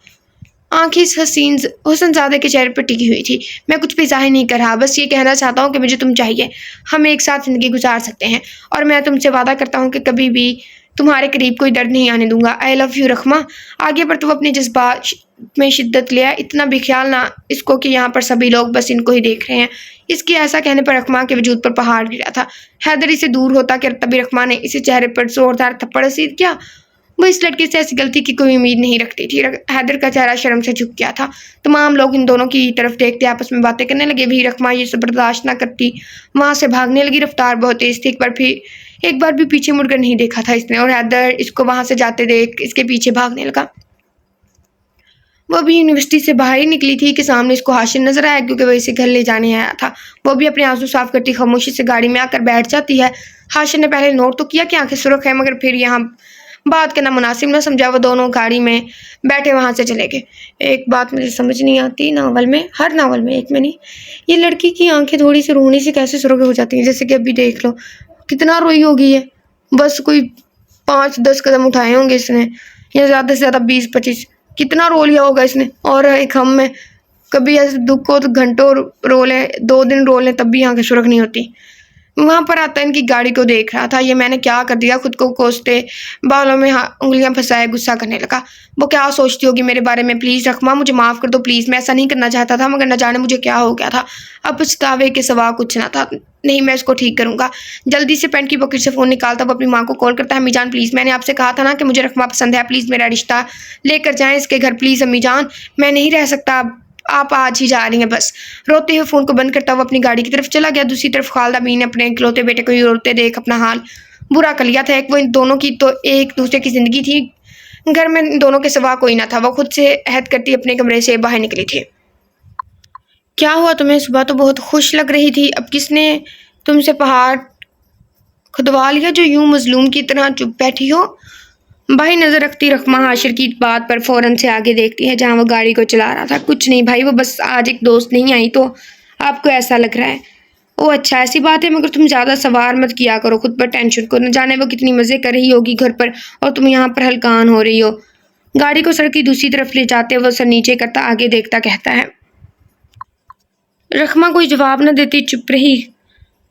ख्याल सिर्फ हैदर का था, क्या सोचेंगी मेरी दोस्त हैं जब इन्हें पता चलेगा ये सब तुमने मुझे मेरी ही नज़रों में गिरा दिया है। हैदर, मैं तुम्हें कभी माफ़ नहीं करूँगी। आंखों में नमी भर आई थी, तभी वो अपनी कलाई से आंसू साफ करती बाहर देखती है। घर आते वक्त किसी से भी सलाम से ज़्यादा बात करते अपने कमरे में चली गई थी। अम्मा सही हैरान थी कि इसको आज अचानक क्या हुआ है। तभी वो इससे बात करने के मतलब से इससे के कमरे में जाती है, मगर हुरिया को साथ ले। रखमा रोने में मसरूफ़ होती अपनी हालत बुरी कर रही थी। ये क्या हुआ है तुम्हें? यूँ छुप छुप कर रो रही हो और हमें कुछ भी नहीं बता रही हो। सब ठीक तो है? क्या कुछ हुआ है यूनिवर्सिटी में? बताओ रखमा। अम्मा सही इसको देखते ही पूछती है। कुछ नहीं अम्मा सही, वो तो आज बस कुछ तबीयत ठीक नहीं, बाकी सब कुछ ठीक है, आप परेशान ना हो। सीधा होते जवाब देती रखमा इनसे नजरें चुराती है। क्यों, क्या हुआ है तुम्हारी तबीयत को? सुबह तो अच्छी खासी थी, फिर अब क्या हुआ है तुम्हें? हुरिया कहते पास आती है। आप भी ना। रखमा आधी बात करती कमरे के चक्कर लगाकर सामान को आगे पीछे रखने लगती है। हाथों में झुंझलाहट थी। अम्मा सही बाहर कोई खतून आई है। रखमा बेटी के दोस्त की अम्मी, आप देख लें, इन्हें कुछ ज़रूरी बात करनी है आपसे। मुलाजमा एकदम कमरे में आई और कहकर वहाँ से चली गई। रखमा की जान जा रही थी, ये सोच करके वह यहाँ पर क्या करने आई हैं। हम अभी देख कर आते हैं, और तुम इसको कुछ खाने को दो। पता नहीं कुछ खाया भी है कि नहीं, तभी तो तबीयत का रोना रो रही है। अम्मा साईं कहती कमरे से बाहर निकल गई। उफ़ल्लाह, ये बकरी ने तो मेरे सिर में दर्द कर दी है। रखमा ने इनको रोकना चाहा, मगर फिर खुद भी इनके पीछे जाने लगी। रखमा, मैं तुम्हारी बड़ी बहन हूँ, मुझे सच बताओ कि क्या हुआ है? तुम्हें यूँ परेशान लग रही हो। हूरिया ने इसका बाजू पकड़ रोका था, तभी वो इसके गले लगती जोर से रोती। बिलाखिर बहन का सहारा जो मिल गया था। पहले तो हूरिया ने कुछ नहीं कहा, मगर जब देखा कि वो चुप ही नहीं हो रही तो इसकी कमर को सहलाना शुरू किया। बस रखमा, चुप हो जाओ, मुझे कुछ बताओगी कि क्या हुआ है तुम्हें जो यूं रो रही हो। आप ही वो हैदर ने मेरे साथ हैदर ने क्या किया तुम्हारे साथ? आप ही वो मेरे साथ बदतमीजी की, सब लोग देख रहे थे। मैं अब कभी नहीं जाऊंगी यूनिवर्सिटी। आप अम्मा सही से कह कर इनको यहाँ से भेज दें प्लीज, यहाँ से। वो रोती गला हल्का कर रही थी, या गिला हल्का कर रही थी, कुछ भी आ सकता है। तभी एक मुलाजमा ने ये सारी बातें सुन ली थी, क्योंकि वह रखमा के लिए खाना ला रही थी। वो भी अम्मा सही के कहने पर हूरिया ने आगे से कुछ नहीं कहा था। वो तो बस इसको चुप करवाना चाहती थी, जो वो नहीं हो रही थी। सीढ़ियों को अबूर करती अम्मा सही नीचे आई तो सामने एक औरत स्याह शाल को शानों तक ओढ़े बस सोफे पर बैठी इर्द गिर्द चीज़ों को देख रही थी। सलाम लेती वो उठ खड़ी हुई थी, जबकि अम्मा सही भी आगे से जवाब देती इनको हाथ के इशारे से बैठने को कहती है। माशाल्लाह से घर बहुत प्यारा है। मैं पहली बार आई हूँ तो इसलिए आप मुझे जानती नहीं होगी, मगर मैं रखमा बेटी को आई थिंक अच्छे से जानती हूँ। मेरा बेटा और वो दोनों एक साथ पढ़ते हैं। ओह अच्छा, ये तो बहुत अच्छी बात हुई। फिर कैसे आना हुआ आपका हमारे घर पर? अम्मा सही कहती टांग पे टांग रखती है। दरअसल बात यह है कि मैं आपकी बेटी का हाथ मांगने आई हूँ अपने हैदर के लिए। मुझे उम्मीद है कि आप इनकार नहीं करेंगी। मैं समझ सकती हूँ कि वो दोनों एक साथ पढ़ते हैं, जिसकी वजह से बातें तो बनेंगी, मगर मैं आपसे वादा करती हूँ कि कभी भी रखमा को अपनी बहू ना समझूंगी, बल्कि अपनी बेटी समझूंगी। खालदा भी ने नहायत एहतराम से कहा। अम्मा सही आगे कुछ पेश करती कि पीछे से आती एक मुलाजमा ने इनके कान में सरगोशी नुमा कुछ कहा था। वो जो सुनते किसी आग की तरह गुस्सा हो गई थी। मुलाजमा ने जो सुना इसमें 10 बढ़ाकर अम्मा सही को सुनाई थी, जो अम्मा सही का पारा हाई हो कर गई थी।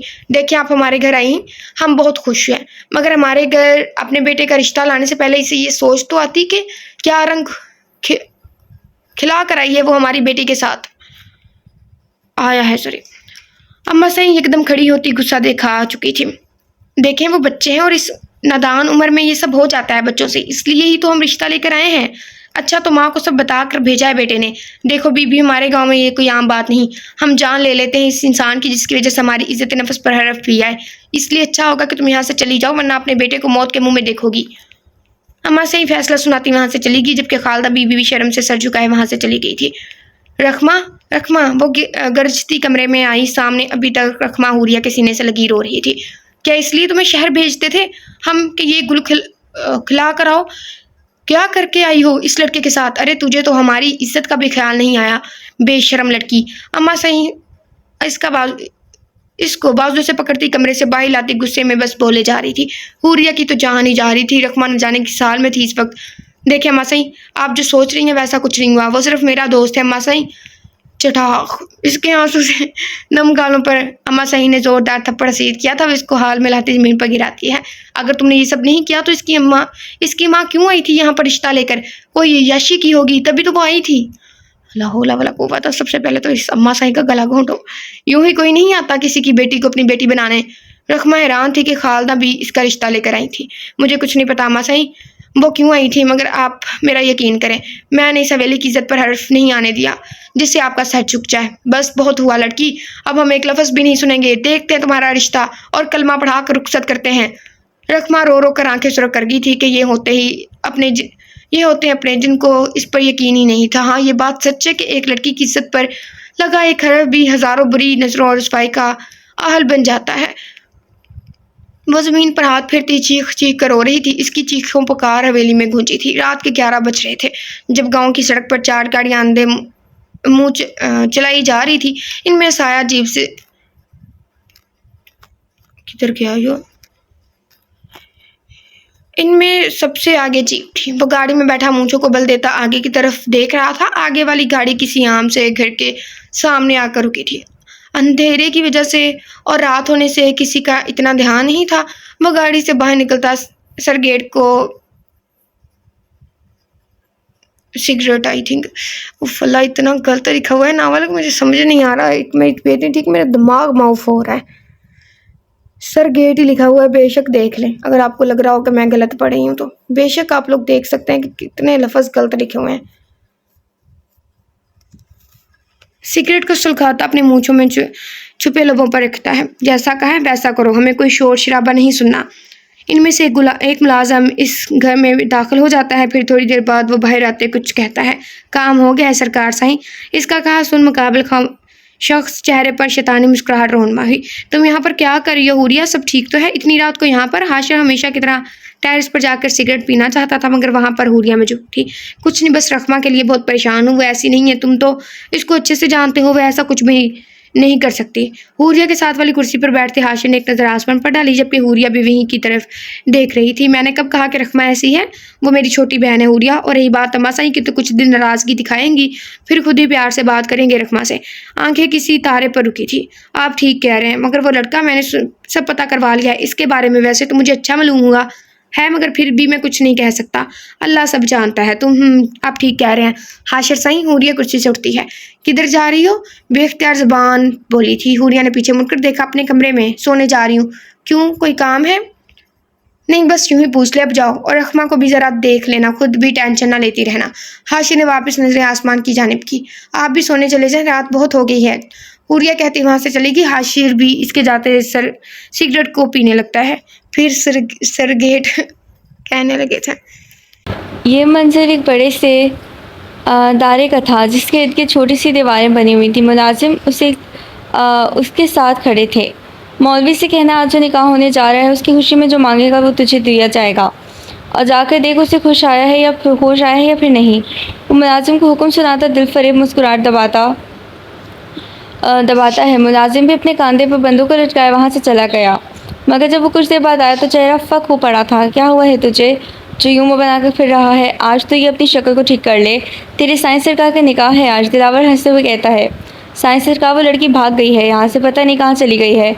हमने तो उसको बेहोश किया था, मगर पता नहीं कब होश आया, भाग गई चटाक। दिलावर ने अपने हाथों की मदद से उसको एक जोरदार थप्पड़ मारा था। गुस्सा था कि कम होने का नाम नहीं ले रहा था। क्या बकवास कर रहे तू? तुझे तो बाद में देखूंगा। दिलावर बड़े बड़े कदम रखता इस दायरे से बाहर निकल गया और गाड़ी में आकर बैठते सड़कों पर दौड़ानी शुरू कर दी। मगर तब एक लड़की तेज़ी से भागते हुए नजर आई। उसने गाड़ी को फुल स्पीड देकर उसके सामने गाड़ी रोकी। कहाँ जाओगी मुझसे बचकर जानम साईं? यूँ रूठा नहीं करते, चलो हमारे साथ, आज हमारा निकाह है।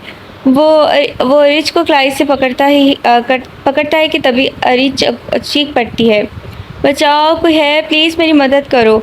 वो ऊंचा बोलती है, उसके हाथ पर अपने दांतों को काटती है। पागल जानम साईं, ये क्या हरकत थी? तुम दिलावर का इश्क हो, कोई आम चीज़ नहीं कि किसी भी राह चलते के हाथ में पकड़ा दूँ। इसीलिए अपने जहन से ज़ाहिर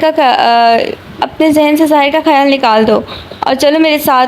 खुदा का वास्ता है, मुझे जाने दो। साइंस सरकार, सब ठीक नहीं, मेरे घर वाले मेरा इंतज़ार कर रहे होंगे। तो क्या हुआ जानम साईं? हमने भी बहुत इंतज़ार किया था। अब अगर उनकी बारी आई है तो तुम भी थोड़ा सा तसल्ली रखो। अब चलो मेरे साथ, आगे बहुत वक्त ज़ाया कर चुका हूँ, अब और नहीं कर सकता। दिलावर उसको अपने साथ घसीटता गाड़ी के पास लाता, ज़बरदस्ती अंदर बैठाता, खुद भी बैठते गाड़ी के दरवाजे को लॉक कर देता है ताकि बाहर ना निकल सके। उसको वापस दायरे में लाता, कमरे में ले जाता है जहाँ पर मौलवी साहब आगे ही तशरीफ़ लाए बैठे थे। दिलावर ने उसको माँ बाप बहन की धमकियाँ देकर जैसे तैसे निकाह कर ही लिया था। मौलवी के जाने के बाद उसने उसको भी अच्छी खासी रकम दी थी। अरीस से तो ये नहीं समझा जा रहा था कि वही साइंस सरकार था, मगर जो भी हो वो अब उसका शौहर बन चुका था, जो रीच कभी कबूल न कर सकती थी, क्योंकि दिलावर ने रिश्ता गन पॉइंट पर करवाया था। वो निकाह के मुकम्मल होने पर इस कमरे में दोबारा दाखिल होता है। चलो जो तुम्हें घर छोड़ाऊँ, लहजा किसी हमदर्द की सूरत इख्तियार करता था। किस मुँह से जाऊँगी घर में? क्यों, तुम तो बड़े ही ज़मीन जागीरदार बनते हो ना, फिर मुझे अपने साथ घर ले जाते। कहाँ जाती है तुम्हारी गैरत? वो फ़ौरन से खड़ी होती, उसका कॉलर पकड़ती है। आंखें लगातार रोने की वजह से सुर्खी माइल हो रही थीं। जानम साईं, तुम्हारा मुझ पर हक है, जिसको तुम्हें ज़रा भी इस्तेमाल नहीं करना आता। मगर खैर, हम तुम्हें तुम्हारे तमीज़ के दायरे से समझा दूंगा। और जहाँ रही बात हमारी गैरत की, तो शुक्र अदा करो कि तुम्हें अपनी बेगम बनाया है, वरना हमें इस्तेमाल करके फेंकना आता है। दिलावर उसकी कलाई पकड़ता, उसे दूर करने के इरादे तरक करता, खुद पर झुकाता है। वाला ये आंखें कितनी हसीन है मेरे महबूब की। वो लब खोलता, फूंक मार उसके चेहरे पर गिराता है। उसकी आंखें बंद कर गया।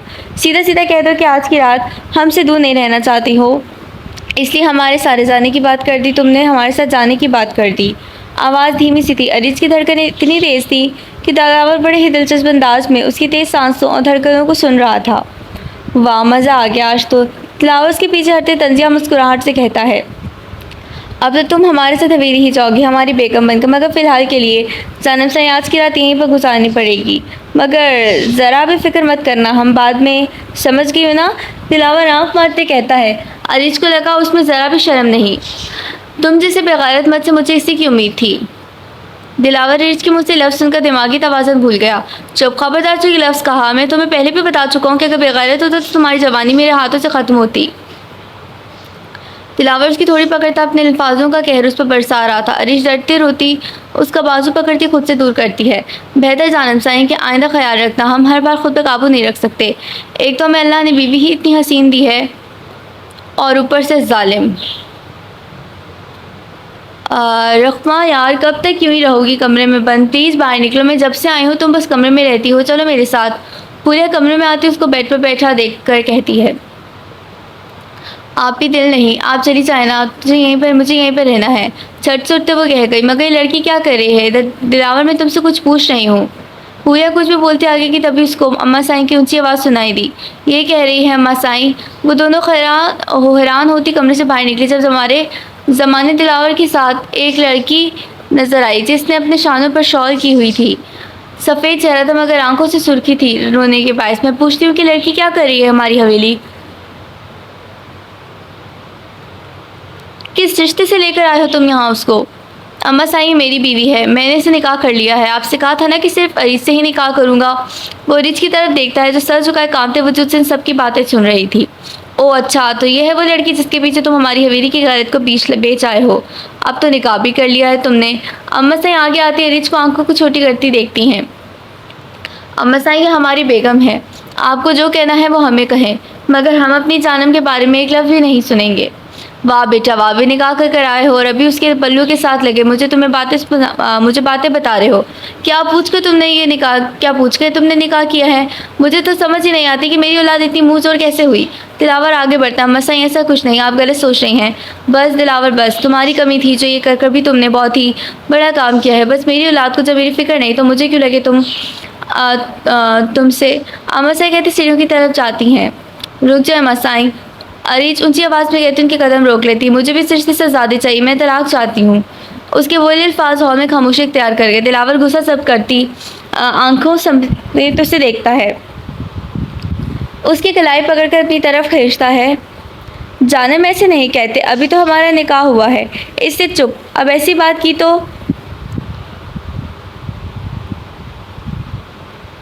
आंखों से खा जाने वाली नजरें थी जो अरीज की सियाह हुए आंखों में देखता उसको डरा रहा था कि तभी अम्मा साईं एक तरफा तंजिया मुस्कुराहट लाती दोबारा से नीचे आती हैं। देखिए अम्मा साईं, मुझे इस घर में रहने और आपके बेटे में कोई दिलचस्पी नहीं, इसलिए मुझे तलाक चाहिए अभी। अरीज ये सब जानबूझकर कर रही थी कि दिलावर के लिए मुश्किलात पैदा कर सके, मगर वो भी दिलावर साईं था, फिर भला अपनी जानम को कैसे ना काबू करता। मैंने कहा ना चुप, खबरदार जो एक लफ्ज़ भी कहा वरना तुम्हारी ज़ुबान काट दूंगा। तुम्हारे साथ निकाह किया है, कोई गुड्डा गुड्डी का खेल नहीं जो तलाक चाहिए। छोड़ो मुझे, तुम सब बेगैरत हो यहाँ पर सब। अरीज ने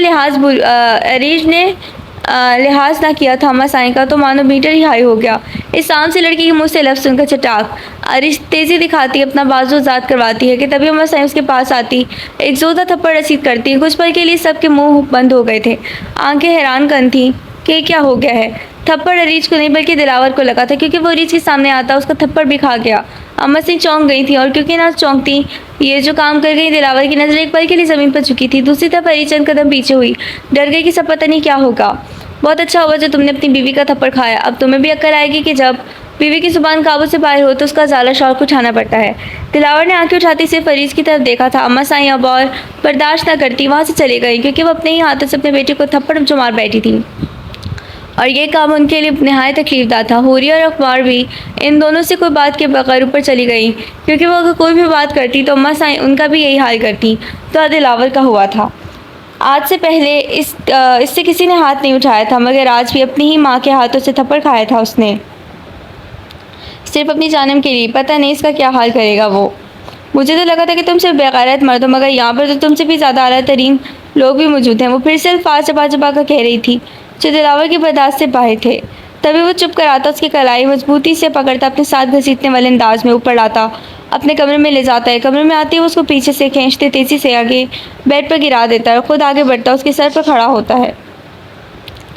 अरीज उन्हें मुंह बेड पर जा गिरी थी, जिसकी वजह से उसकी कमीज थोड़ी सी पोजीशन से हिली।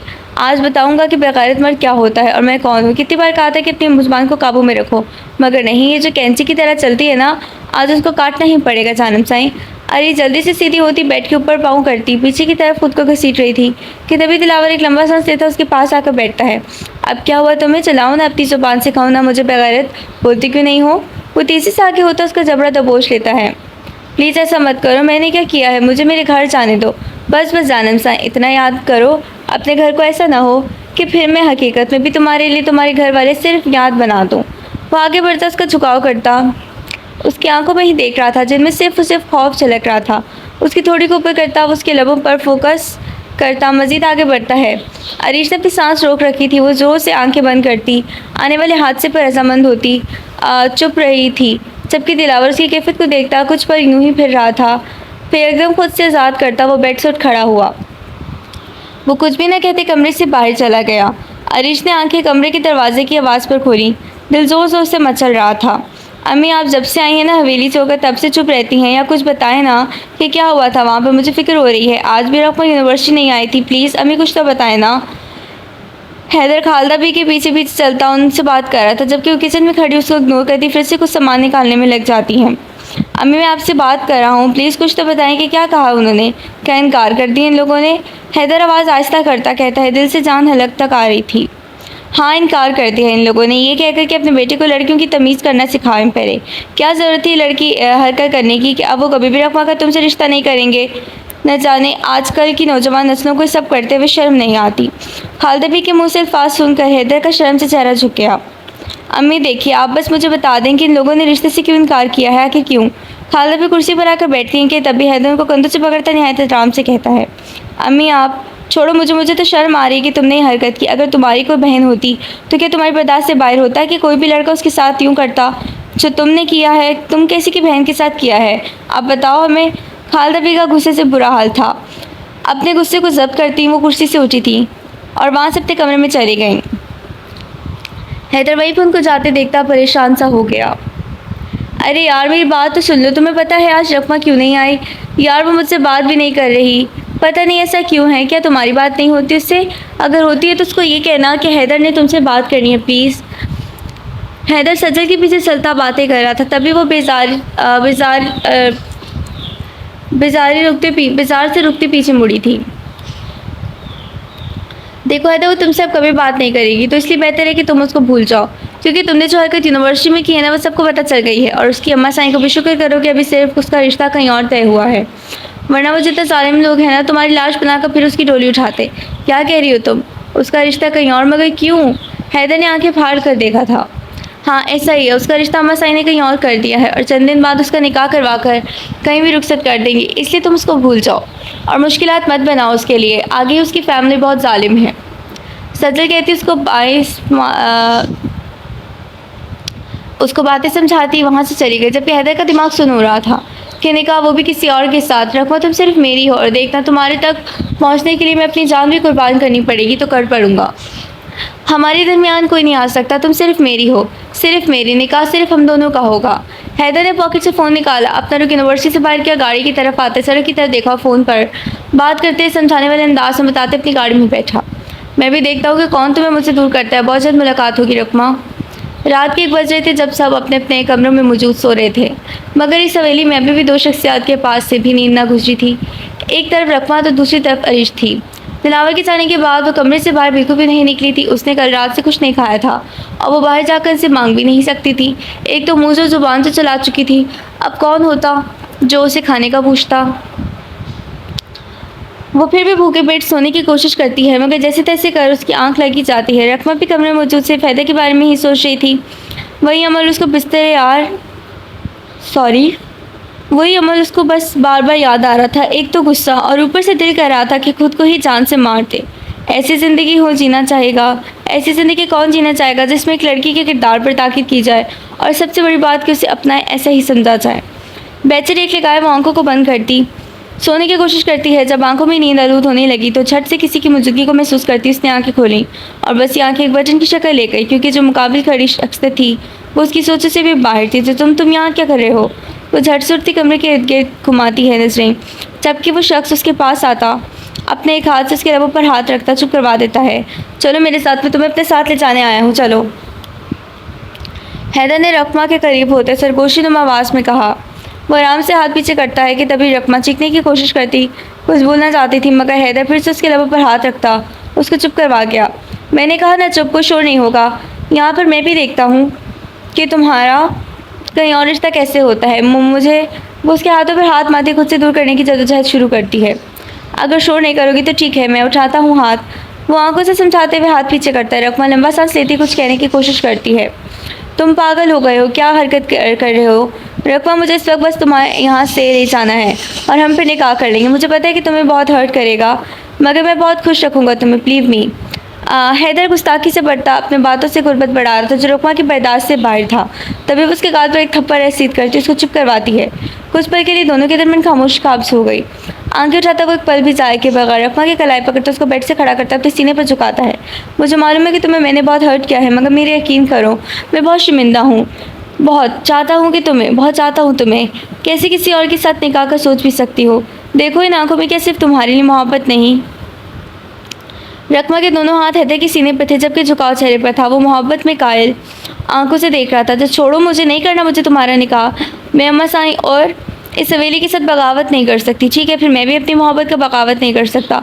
होना तो तुम्हारा मुझे ही है, फिर चाहे जितने इंतजार करो। आई एम सॉरी रकमा। हैदर अपनी बात के मुकम्मल होने पर हाथ में वो जो टिश्यू उसके चेहरे पर रखता उसकी आंखों को बंद कर गया। रकमा भी अपने कदमों पर खड़ा रहना न सकी और वो गिरने वाली थी कि हैदर ने कमर में हाथ डालकर उसको अपने सीने पर झुका लिया। वो आंखें नीचे करता उसके चेहरे की तरफ देखता है जो इस वक्त बेहद हसीन लग रही थी। तभी वो मोहब्बत दिखाता उसके माथे पर बोसा देता है। सुबह के 6 बज रहे थे जब उस गांव के एक घर से ऊंची आवाज़ें आना शुरू हुई। अभी तो खेतों पे सूरज अपनी हल्की हल्की रोशनी छोड़ रहा था। अरे मेरी बेटी को कौन ले गया? अरे कौन जालिम था जिसने सब किया? हाय अल्लाह, मेरी बेटी पली पोसी पता नहीं कहाँ पर होगी। जालिमुल्लाह पहुँचे तुम्हें सबको। शगुफ्ता भी रो रो कर सब घर वालों पर क़यामत कहा रही थी। साहिब उनके घर पर मौजूद था। सब लोग किसी फिल्म को देखते यहाँ पर आए हुए थे। हर कोई बातें करता एक दूसरे को नतीजे सुना रहा था कि तभी उनके घर के बाहर एक सया रंग की जीप रुकी, जबकि उसके पीछे भी गाड़ियाँ थी। सब लोग हैरान थे कि तो सारी सरकार की गाड़ियाँ हैं, फिर यहाँ पर क्या करने आए हैं? वो सब इस घर के दरवाजे पर रास्ता बनाए पीछे हट रहे थे। अभी तो मैंने अपनी बेटी का बयां भी करना था, न जाने कौन ले गया मेरी जान को। हाय रब्बा, मेरी बेटी वापस दे दे मुझे। शगुफ्ता भी अपने दुपट्टे से आंसू साफ करती मुसलसल रो रही थी। अरे अम्मा, क्या हो गया तुझे? ठीक है तेरी बेटी और हमारे घर पर हमारी बेगम के हिस्से से रह रही है, इसलिए अब हमको थोड़ी बददुआएं दे। क्या पता कबूल हो, हमारी जानम को दर्द हो जो हम चाहते नहीं। अपने दामाद को प्यार से दुआएं दिया कर। अब तो हमारा इस घर के साथ बहुत ही गहरा ताल्लुक बन गया है। दिलावर सफ़ेद लिबास में मलबूस, शालों पर अजक ओढ़े हमेशा की तरह मूँछों को बल देता अंदर दाखिल होता है। शगुफ्ता भी उसकी बातें सुनकर किसी बेजान की तरह उसके पास आती हैं, पाँव में गिर पड़ती। जाहिर की जान बंदा आती है कि उसने रिज के साथ निकाह कर लिया। वो अपनी बातों की तस्दीक चाहता था। साईं सरकार, हमारी बेटी वापस कर दो। ना माँ, ये तो क्या कह रही है? बेटियाँ रुखसत होने के बाद सिर्फ अपने शौहर के घर ही होकर रह जाती हैं, और वो हमारी बेगम है। हम उसको यहाँ पर क्यों छोड़ दें? आखिर हवेली की इज्जत है वो हमारी, इसलिए तो ऐसा मत बोल। अब उठ यहाँ से। यूँ थोड़ी ना अच्छा लगता है कि घर आए नए दामाद को ऐसे खुशामदीद कहा जाए। और तुम सब लोग यहाँ पे क्या कर रहे हो? जाओ यहाँ से। घर में अभी रोटियाँ तोड़ी नहीं होंगी कि यहाँ पर मुंह उठाकर आ गए हो सब के सब। दिलावर गुस्सा करते सबकी तरफ देखता कहता है कि तभी ताहिर आकर उसका कॉलर पकड़ लेता। बगैर किसी खौफ के सब लोग हैरान थे। कमीने, कहाँ है मेरी अरीज? बता, मुझे तो पहले दिन से ही शक था कि तू ऐसा ही होगा। तूने अगवा किया हमारी अरीज को। ताहिर की गुस्ताखी दिलावर का गुस्सा ज़मीन आसमान कर गई। वो अपने मजबूत हाथों से उसके हाथों को दूर करता अपने कॉलर को छाड़ता है कि तभी सब लोग मंजर देखते अपने मुंह खोल लेते हैं, क्योंकि दिलावर ने उसके चेहरे पर 3 मरतबा थप्पड़ रसीद किए थे। पहले 2 थप्पड़ तो उसके होश में खड़े खाए थे, मगर अगला तीसरा उसको ज़मीन पर गिरा गया। खबरदार जब अपनी जुबान से हमारी जानब को कुछ भी कहा, और तेरी इतनी औकात नहीं कि हमारा कॉलर पकड़ने की, इसलिए आज के बाद अपनी औकात देखकर हमारे सामने आना है। समझ आई बात तुझे?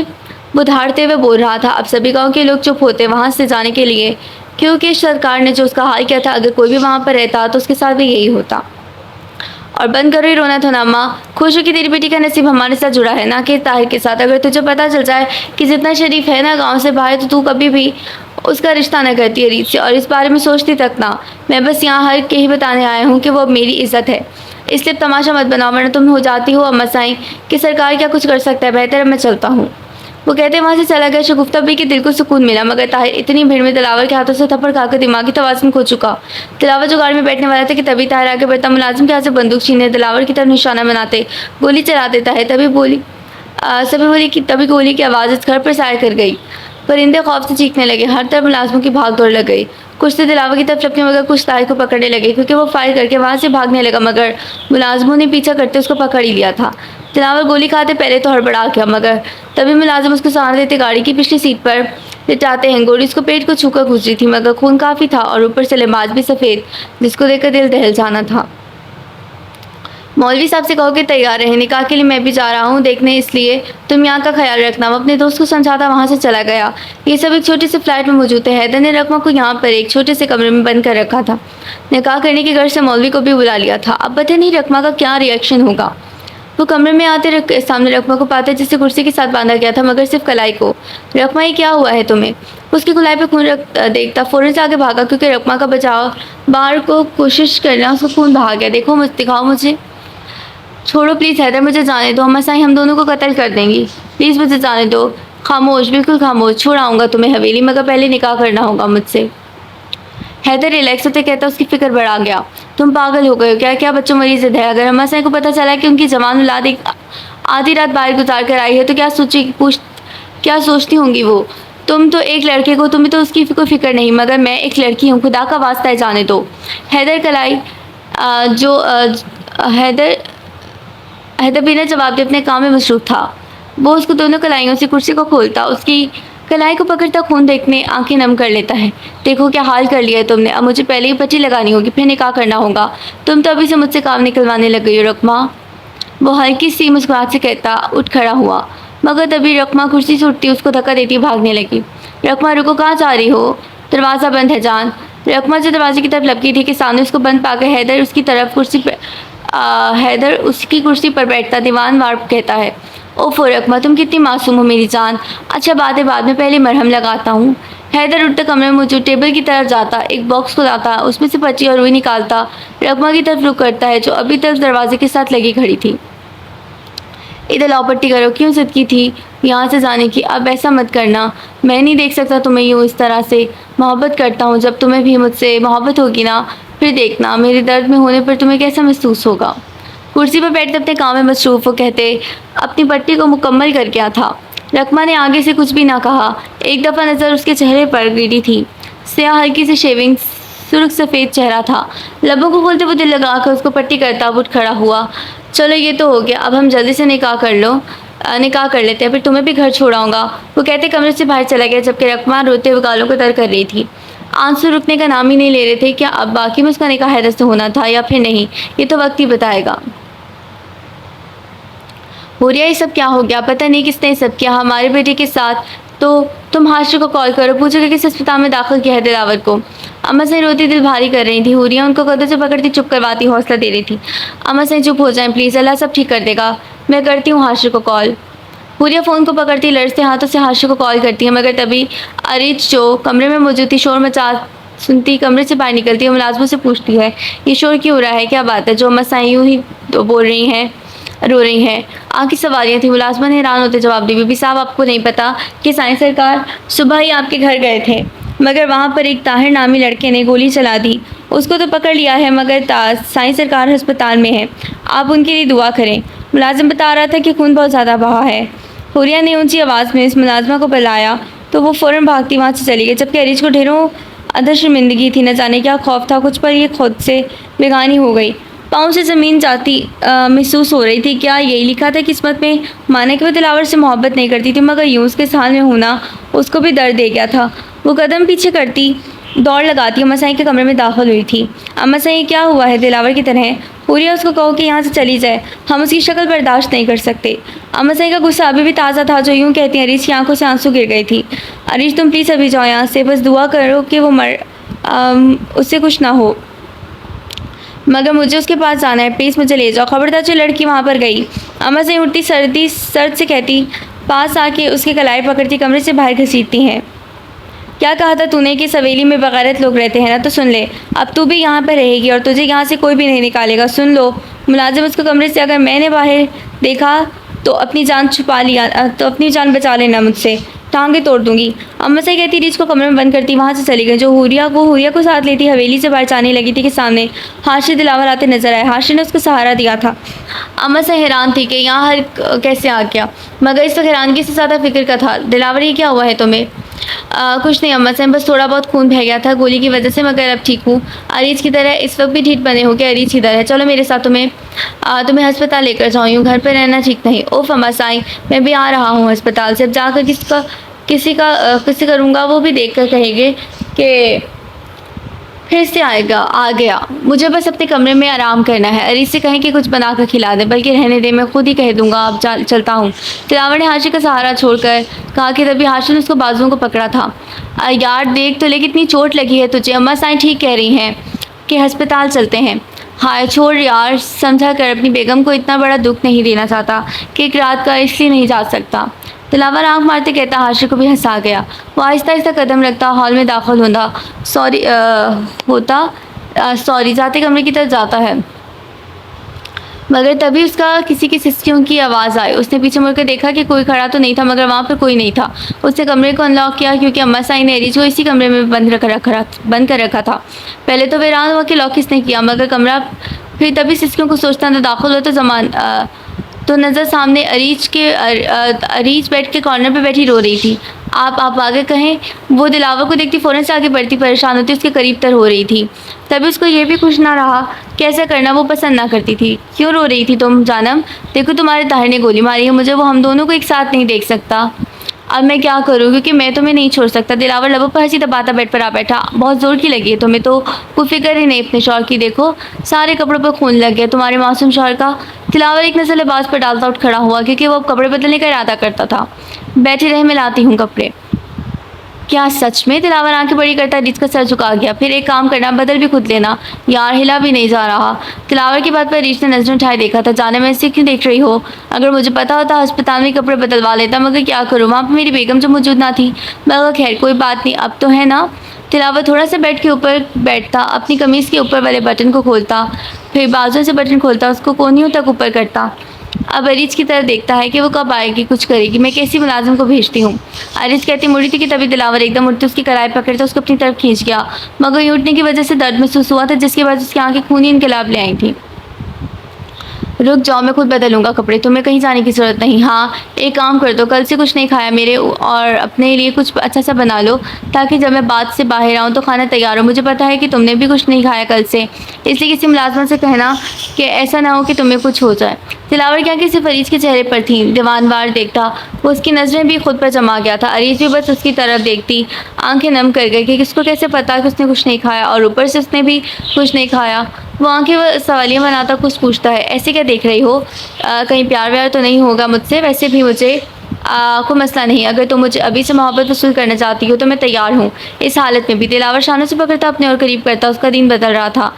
तभी वो उसको आंखें चुराती, जैसे तैसे करती वहाँ से बाहर निकल गई। दिलावर भी एक जोरदार कहका लगाता कपड़े बदलने के घर से बाथरूम में घुस गया था। ये रकमा किधर है? सुबह से नहीं देखा उसको। जाओ उसे कहो कि आज तैयार हो जाए, रिश्ता देखने आ रहे हैं। हुरिया से कहती अम्मा साईं बेड पर बैठती मुलाजमा को समझा रही थी खाने के मुतालिक। अम्मा साईं मैंने रकमा बीबी को सुबह नहीं देखा, पता नहीं किधर है वो। मुलाजमा जो काम के मुतालिक समझ रही थी, फ़ौरन से बोली क्या मतलब तुम्हारा कहाँ है पर वो लड़की? अम्मा साईं कहती उठी थी मुझे नहीं पता अम्मा साईं वो किधर है, मगर हमने सारा कमरा ढूंढ लिया, वो कहीं नहीं मिली। क्या बकवास कर रही हूँ पागल लड़की, जाओ देखो किधर है वो। अम्मा साईं मेरा यकीन करें वो अपने कमरे में मौजूद नहीं, मुझे तो लगता है कि भाग गई हैं हवेली से। मुलाजमा ने बेलगाम बातें कर डाली। अम्मा साईं गिरती गिरती बची थी। मुलाजमा और हुरिया ने आगे बढ़ते उनको संभाला था। रकमा देखो मैं आ गया हूँ, अब जल्दी से साइन करो। हैदर कमरे में आते हाथ पेपर थामे रकमा की तरफ जाता है। हैदर मुझे घर छोड़ाओ प्लीज़। नहीं जान, ऐसा नहीं कर सकता मैं, मुझे ये सब करने पर तुम्हारी अम्मा साईं ने मजबूर किया है। अगर वो मेरे रिश्ते से इनकार ना करती तो आज तुम अपने घर पर होती, मगर वो कहते हैं ना जो होता है वो अच्छे के लिए होता है, इसलिए साइन करो। हैदर आगे बढ़ता, पेपर सामने करता। रकमा ने कपकपाते हाथों से उन्हें थामा। मैं तुम्हें कभी माफ़ नहीं करूँगी हैदर, तुमने एक बेबस लड़की से अपनी अना में आकर निकाह किया है, तुम्हें उसकी सज़ा मिलेगी। उफ रकमा तुम क्यों भूल रही हो, मैं तुम्हें चाहता हूँ, इसलिए ही तो निकाह कर रहा हूँ। अच्छा छोड़ो ये सब, मैं तुम्हें मना लूँगा, मगर पहले साइन करो। हैदर ने पेन आगे करते कहा, जिससे रकमा ने चंद मिनट बाद पकड़ लिया। बहुत गुड, अच्छे से मालूम है कि तुम्हें कि साइन किए बगैर नहीं जा सकती तुम यहाँ से, इसलिए जल्दी से हम दोनों को एक कर दो। रकमा के कानों में बार बार अम्मा साइन के अल्फाज गूंज रहे थे कि यानी नहीं कोई करता किसी की बेटी को अपनी बेटी कबूल, उसने कुछ किया होगा तभी तो रिश्ता लेकर आई है उसकी माँ। रकमा ने कपकपाते हाथों से उन पर अपनी मेहर लगा दी और ताउम्र के लिए हैदर की होकर रह गई, मगर साइन करने के बाद हाथों से पेन ज़मीन पर जा गिरा था। पेन को ज़मीन से उठाता रकमा क्या गोश में देखता है। हैदर कुछ भी न कहते पेपर थामे वहाँ से चला गया, जबकि रकमा चीख चीख कर रो रही थी। अरीज कमरे में आती, खाने का ट्रे बेड पर रखती, इर्द गिर्द चक्कर लगाती है, हाथों को मसलती, वो बहुत परेशान लग रही थी। दिलावर बात का दरवाज़ा खोलता बाहर निकलता है। क्या हुआ है तुम्हें? कुछ नहीं। वो क्या लगा रखी तुमने? जाने इधर आओ, हमारे पास आके बैठो। दिलावर बेड पर बैठते कहता है। अरीज भी चंद फासले पर बैठती, दिलावर बालों में तौलिया हिलाते अरीज को अपनी आंखों की तपिश में लेता है। जानम क्या हुआ है तुम्हें? सब ठीक तो है? वो मैंने मुलाजमत से सुना है कि रकमा घर से भाग गई, मेरा मतलब चली गई। क्या क्या कह रही हो तुम? वो किधर है? मुझे नहीं पता, अभी मुलाजमा से सुना है। दिलावर फ़ौरन से उठा, वो कमरे से बाहर चला गया, मगर सीधा मसाई के कमरे में दाखिल हुआ। मैं क्या सुन रहा हूँ मसाई कि रकमा नहीं है हवेली में, किधर चली गई वो? दिलावर ने आती सवाल पूछा, मगर अरीज उसके पीछे मौजूद थी। बड़े साहब आपको कुछ नहीं पता, अम्मा साईं ने इनका रिश्ता तय कर दिया था, इस वजह से वो यहाँ से चली गई। मुलाजमा ने कहा तो अम्मा साईं ने उसकी तरफ देखते बगैर जानू को कहा, क्या मतलब कि रिश्ता तय हो गया था उसका? मुझे कुछ बताया भी नहीं गया। आखिर क्यों? हाँ तय तो किया था उसका रिश्ता, मगर वो कहते हैं ना कि अगर औलाद ही बेफेज हो तो ये दिन भी देखना पड़ता है। वो अपने आशिक के साथ भाग गई है। अब तो हमारा मुंह काला कर गई तेरी बहन। अम्मा साईं चुप कर जाएं, आपकी तबीयत बिगड़ जाएगी, चुप हो जाएं। दिलावर आगे जाता उनके पास बैठते चुप करवाता है कि तभी हुरिया भागते हुए इस कमरे में आई। सबकी बेटियाँ नजर बाहर गई थी, हर जैसे कुछ साल से लग रही थी। मसाई वो रकम वापस आ गए, देखें वो वापस आ गए मसाई। हुरिया की बातें मसाई का खून खौला गई थी। वो अब यहाँ पर वापस क्या करने आई है? तभी वो गुस्से से उठती बाहर चली गई, मगर दिलावर फिरता बाहर जाने ही लगता है कि ज़माने अरीज नहर आती है। वो उसका हाथ मजबूती से पकड़ते अपनी मोहब्बत जताते बाहर ले जाता है, मगर बाय हैदर और रकमा हॉल में खड़े नजर आए। क्या करने आई हो वापस यहाँ पर? दिल नहीं भरा हमें मार कर जो अब दफन होते हुए देखना चाहती हो? अम्मा साईं गरजती बोली, और देखो इस लड़की को अपने आशिक के साथ आई है। अम्मा साईं देखें ऐसा कुछ नहीं हुआ हमारे दरमियान जिससे आपकी कब्र तक बात जाए। हम दोनों ने निकाह किया है, एक पकीज़ा रिश्ते में बन गए हैं। हैदर ने रकमा का हाथ पकड़ते आगे बढ़ते बेखौफ का, देखो लड़की इज़्ज़त तो वो जो अब हमारी चली गई। निकाह करने से तुमने ये जताया है कि तुम इस हवेली की लड़कियों से पहले आयशा करोगे,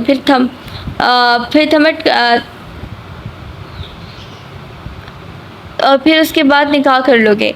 अम्मा साहिब चबा चबा कर कह रही थी, अम्मा साहिब हम दोनों ने एक दूसरे के साथ कोई गलत रिश्ता नहीं बनाया, और खुदा की कसम ये मेरी मोहब्बत है, मैं अपनी मोहब्बत से इश्क करता हूँ। क्यों चुप है तू रकमा? बता ना क्या कह रहा है ये लड़का? क्या तू नहीं करती थी इससे मोहब्बत? रकमा की नज़र झुकी देख वो कहती हैं, प्लीज़ अम्मा साहिब मैं आपकी बेटी हूँ, मेरा यकीन करें। बेटी जैसी हो मगर बेटी नहीं। उनके बोले अल्फाज रकमा के दिल पर लगे थे। चली जाओ यहाँ से, जिसके साथ निकाह किया है ना अब उसको कहो कि तुम्हें लेकर जाए यहाँ से। अम्मा साईं कमर दिखाती जाने लगी थी। रुक जाए अम्मा साईं। हैदर कहते रकमा का हाथ पकड़े आगे बढ़ता, उसका मुहाफिज लग रहा था। आप उसको माफ़ कर दें, उसने कभी नहीं चाहा था कि मुझसे निकाह करना, मगर मैंने उसको ज़बरदस्ती मजबूर किया। हैदर के चेहरे पर रकमा की नज़र पड़ी। तुम्हें क्या लगता है कि हम उसको अब दोबारा इस हवेली में रहने देंगे? नहीं, कभी नहीं। ले जाओ उसको यहाँ से। अम्मा साईं आप जो कहेंगी मैं वो करूँगा, बस आप उसको माफ़ कर दें। ये नहीं रहेगी आपकी नाराज़गी के साथ मेरे पास तो क्या करें हम? तुम्हें ये सब पहले सोचना चाहिए था। अम्मा साईं ने साफ साफ इनकार कर दिया। हैदर प्लीज़ चले जाए यहाँ से। रकमा कोई भी रास्ता ना पाते शौहर का हाथ पकड़ते जाने किस दिल से कहती, जबकि हैदर उसे हाथ पकड़ रखता, सर को नफ़ी जुम्बिश देते जाने से इनकार करते। आप क्या चाहती हैं? उसने असल बात की, उसको छोड़ दो अभी, इसी वक्त तलाक दो उसको। अम्मा साईं की कई बात सबकी जान निकाल गई। अम्मा साईं आप क्या कह रही हैं? वो अभी बच्चा है, वो बच्चे के अगर ऐसे में इन दोनों ने निकाह कर लिया है तो आप खुश होकर, इनमें अक्ल है ना? वरना जो लड़के होते हैं आज के दौर में वो कभी भी ऐसा नहीं करते। दिलावर आखिर में बोल ही पड़ा। हाशिर भी हॉल में आते ही सब देखता चौंक गया था, मगर खामोश रहा। जाओ मैंने माफ़ किया तुम्हें, मगर तुम यहाँ पर इस घर में नहीं रहोगी तब तक जब तक हमारा तुम दोनों पर से गुस्सा ना ख़त्म हो जाए। अम्मा साईं ने भी हार मान ली थी, क्योंकि उनके लिए रकमा के आंसू नहायत तकलीफदार थे। रकमा आगे बढ़ती उनका हाथ चूमती, अपने माथे से लगाती। या ये सब क्या हो रहा है? लड़का कौन है? हाशिर थोड़ा सा उनसे दूर होते हुरिया के पास आते पूछता है, चुप करो क्यों अम्मा साईं के मरवाओगे? बाद में बताती हूँ, भी चुप कर जाओ। हुरिया दांत पीसते कहती खामोश हो गई। तभी जब हाशिर उसकी मान गया था, अम्मा साईं सबको छोड़े अपने कमरे में चली जाती हैं, जबकि हैदर भी रकमा का हाथ थामे हॉल से बाहर निकल गया। रकमा और हैदर घर आ गए थे। खालदा बीबी ने इन दोनों को प्यार दिया उनके निकाह होने पर, क्योंकि वो मुत्तफिक थी इस रिश्ते से। उन्होंने देखा था कि हैदर रकमा के बगैर नहीं रह सकता, वो भी उसको अपनी बेटी मानती थी, कोई बहस ना करती। उन्होंने इन दोनों को आराम करने के लिए कमरे में छोड़ दिया। रकमा ये सब क्या है, हम दोनों एक साथ नहीं सोएंगे क्या, जो यूँ अलग अलग बिस्तर बनाती हैं तुमने। हैदर ने सोफे पर पड़े बिस्तर की तरफ देखा, क्योंकि वो अभी भी बात से बाहर निकला था। मुझे तुम्हारे साथ तो क्या, तुम्हारे पास भी नहीं रहना, सोने की तो बहुत दूर की बात है। वो कंफर्टर को सीधा करती लेट गई थी। नहीं, अब ऐसा क्या कर दिया है मैंने कि तुम मुझसे यूँ बात कर रही हो।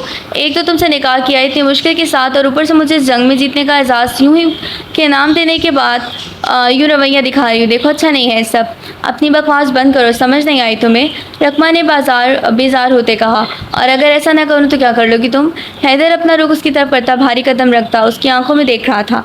अच्छा सॉरी, अब तो माफ़ कर दो मुझे। देखो कितनी मुश्किल से तुम मुझे मिली हो, अब ऐसे नाराज़ रहोगी तो फिर मेरा दिल बुझ जाएगा। तो इससे मुझे क्या लगे, ये सब पहले सोचना था ना हैदर। मजीद आगे बढ़ने लगता है कि सब पे खड़ा हो जाता है। सोच तो अभी भी बहुत कुछ रहा हूँ अब तो तुम्हारे बारे में, मगर वो क्या है ना कि अब सोच ही सकता हूँ, कर नहीं सकता। मगर कोई बात नहीं, मेरे अल्लाह को मुझसे तुम्हारी मोहब्बत से ज़्यादा मोहब्बत है। जिस तरह से उन्होंने तुम्हें मेरे नसीब में लिखा ना, इस तरह से मेरी मोहब्बत भी तुम्हारे दिल पर लिख देगा। जो तुम पर दरस उम्र फ़र्ज पर हो जाए तो तुम पर ताउम्र फ़र्ज हो जाएगी। हैदर उस पर झुकता, उसकी चुटियों पर हाथ रखता, माथे पर बोसा देता है, मगर चंद पल के बाद वो पीछे हटा। रकमा की आंखें बंद थीं। न जाने क्या सुकून था उसकी कुर्बत में। मोहब्बत अगर निकाह में हो तो कुर्बत में सुकून जन्नत की मानित होता है। आज उनकी मोहब्बत में निकाह की शक्ल में मुकम्मल होकर उनका कलाम बन गई। वो दोनों हमेशा के लिए खुद से जुदा ना थे। खुदा करे तुम्हें मुझसे मोहब्बत हो जाए, फिर देखना एक साथ यूनिवर्सिटी जाए करेंगे। और हाँ, फिर सबको मैं बताऊंगा कि वही लड़की है जिसने मुझे थप्पड़ मारा था और मैंने उससे इंतकाम लेने के चक्कर में खुद को ढेरों नुकसान कर लिया। हैदर शरारत से कहते पीछे हटा ही था कि रकमा ने सोफे पड़ा तकिया उसकी तरफ फेंका, जिसे हैदर ने बड़ी ही महारत से थाम लिया था। दोनों के चेहरे इस वक्त खुश थे। अरीज यार देखो ना, ये क्या हुआ है मुझे। दिलावर ने शीशे के सामने से हटते अरीज को पुकारा, जो मेज़ पर कुछ चीज़ें समेट कर रही थी। क्या हुआ है आपको, दिखाएं मुझे। अरीज ने समझे कि आलम में कहती उसके पास आई। ये देखो मेरी मूछे से तुम्हें कोई मसला तो नहीं होगा ना, आज रात बस यही पूछना था। दिलावर ने मासूम से चेहरा बनाते कहा तो अरीज के गाल शर्म से लाल हुए थे। किसने कहा आपसे कि मैं आपके साथ सोऊंगी, मुझे को पागल जानवर ने नहीं कहा था आपके साथ सो जाऊँ। दिलावर ने पीछे होते अरीज की तरफ रुकिया, क्योंकि वो शीशे में अपने अक्स से बातें कर रहे थे। जाना मैंने तो सोने की बात ही नहीं की, फिर तुमने क्यों कहा। वो मैं अरीज नजरें ज़मीन पर फेरती कहती है, क्योंकि वो आगे का अंदाज़ा लगाती कह चुकी थी। तुम कहो तो एक शरीफ औरत, अगर हम कहें तो बेगैरत मर्द। वाह जानम सैम वाह। दिलावर अरीज की थोड़ी को अपनी शहादत की उंगली से ऊपर करता कहता है, वैसे तुमने अच्छा नहीं किया था। दिलावर ने आधी बात की क्या, अरीज ने पूछना चाहा। वही तुम्हारी वजह से दिलावर साईं ने पहली बार थप्पड़ खाया था, और तुम्हारा हक बनता था कि एक छोटी सी मरहम ही लगा देती, मगर नहीं, तुम तो खुश हुई थी इस वक्त। एक तो दिलावर उसको पुराने अल्फाज याद दिलाता, ऊपर से थप्पड़, ये सभी अरीज को शर्मिंदा कर गया था। तभी वो बच्चों वाला चेहरा बनाती रोने लग जाती है, क्योंकि उसको रोने का ढंग बिल्कुल भी नहीं था। ओहो देखो जाने, वैसे नहीं करते, चुप बस चुप। दिलावर उसको अपने साथ में लेता चुप करवाता, उसकी कमर को सहलाता शुरू कर चुका। अच्छा अब चुप कर जाओ, क्यों मुझे अम्मा साईं से एक और थप्पड़ खिलवाना चाहती हो। नहीं नहीं तो ऐसा नहीं है, अरीश ने टक कर कहा। दिलावर अपने हिसार में और मजबूती लाता और उसके गिर्द हाथों को माई करता अपने सीने में छुपा गया। रात के स्याह बादलों में वो उन्हें एक दूसरे में खोए हुए थे। आप कहते क्यों नहीं अम्मा साईं से कि आप मुझसे मोहब्बत करते हैं। हुरिया ने आज सियाह रंग का जोड़ा पहना हुआ था, आसिफ आशिक की मर्जी का, मगर वो उस लिबास में काफ़ी हद तक परी परी लग रही थी। उसने आज सियाह कमीज़ और शलवार, गोटे तक कढ़ाई और नेट का दुपट्टा लिए नहायत हसीन हुस्न की परी लग रही थी। हाशिर भी सियाह रंग के जोड़े में ही था। दोनों को देखकर सिर्फ एक होने का सबूत मिलता था। हुरिया ने हाशिर के गोद में सर रखा कहा था। हाशिर ने चेहरा बादलों से हटाते शरारत से देखा। तुम क्या चाहती हो कि दिलावर भाई की तरह मुझे भी अम्मा साईं से थप्पड़ खाने को मिले। वो तो आप ही अरीज से इश्क वाला इश्क करते हैं और तुम तो मुझसे बस लड़ती रहती हो। अच्छा नहीं होगा कि मुझे तुमसे भी कोई अच्छी सी लड़की मिल जाए। हाशिर की बात पर हुरिया चौंकी थी। क्या मतलब आपका, आप मेरे लिए बस अम्मा साईं से चंद थप्पड़ नहीं खा सकते तो ठीक है, मैं भी जा रही हूँ, बैठे रहें फिर यहीं जालिम साईं। हुरिया की बातें सुनता वो मुस्कुरा रहा था, मगर अब तो हुरिया उसकी गोद से सर उठाती वहाँ से भागने लगी थी। हुरिया अपने शानों से भागने की वजह से दुपट्टा नीचे फिसला चुकी।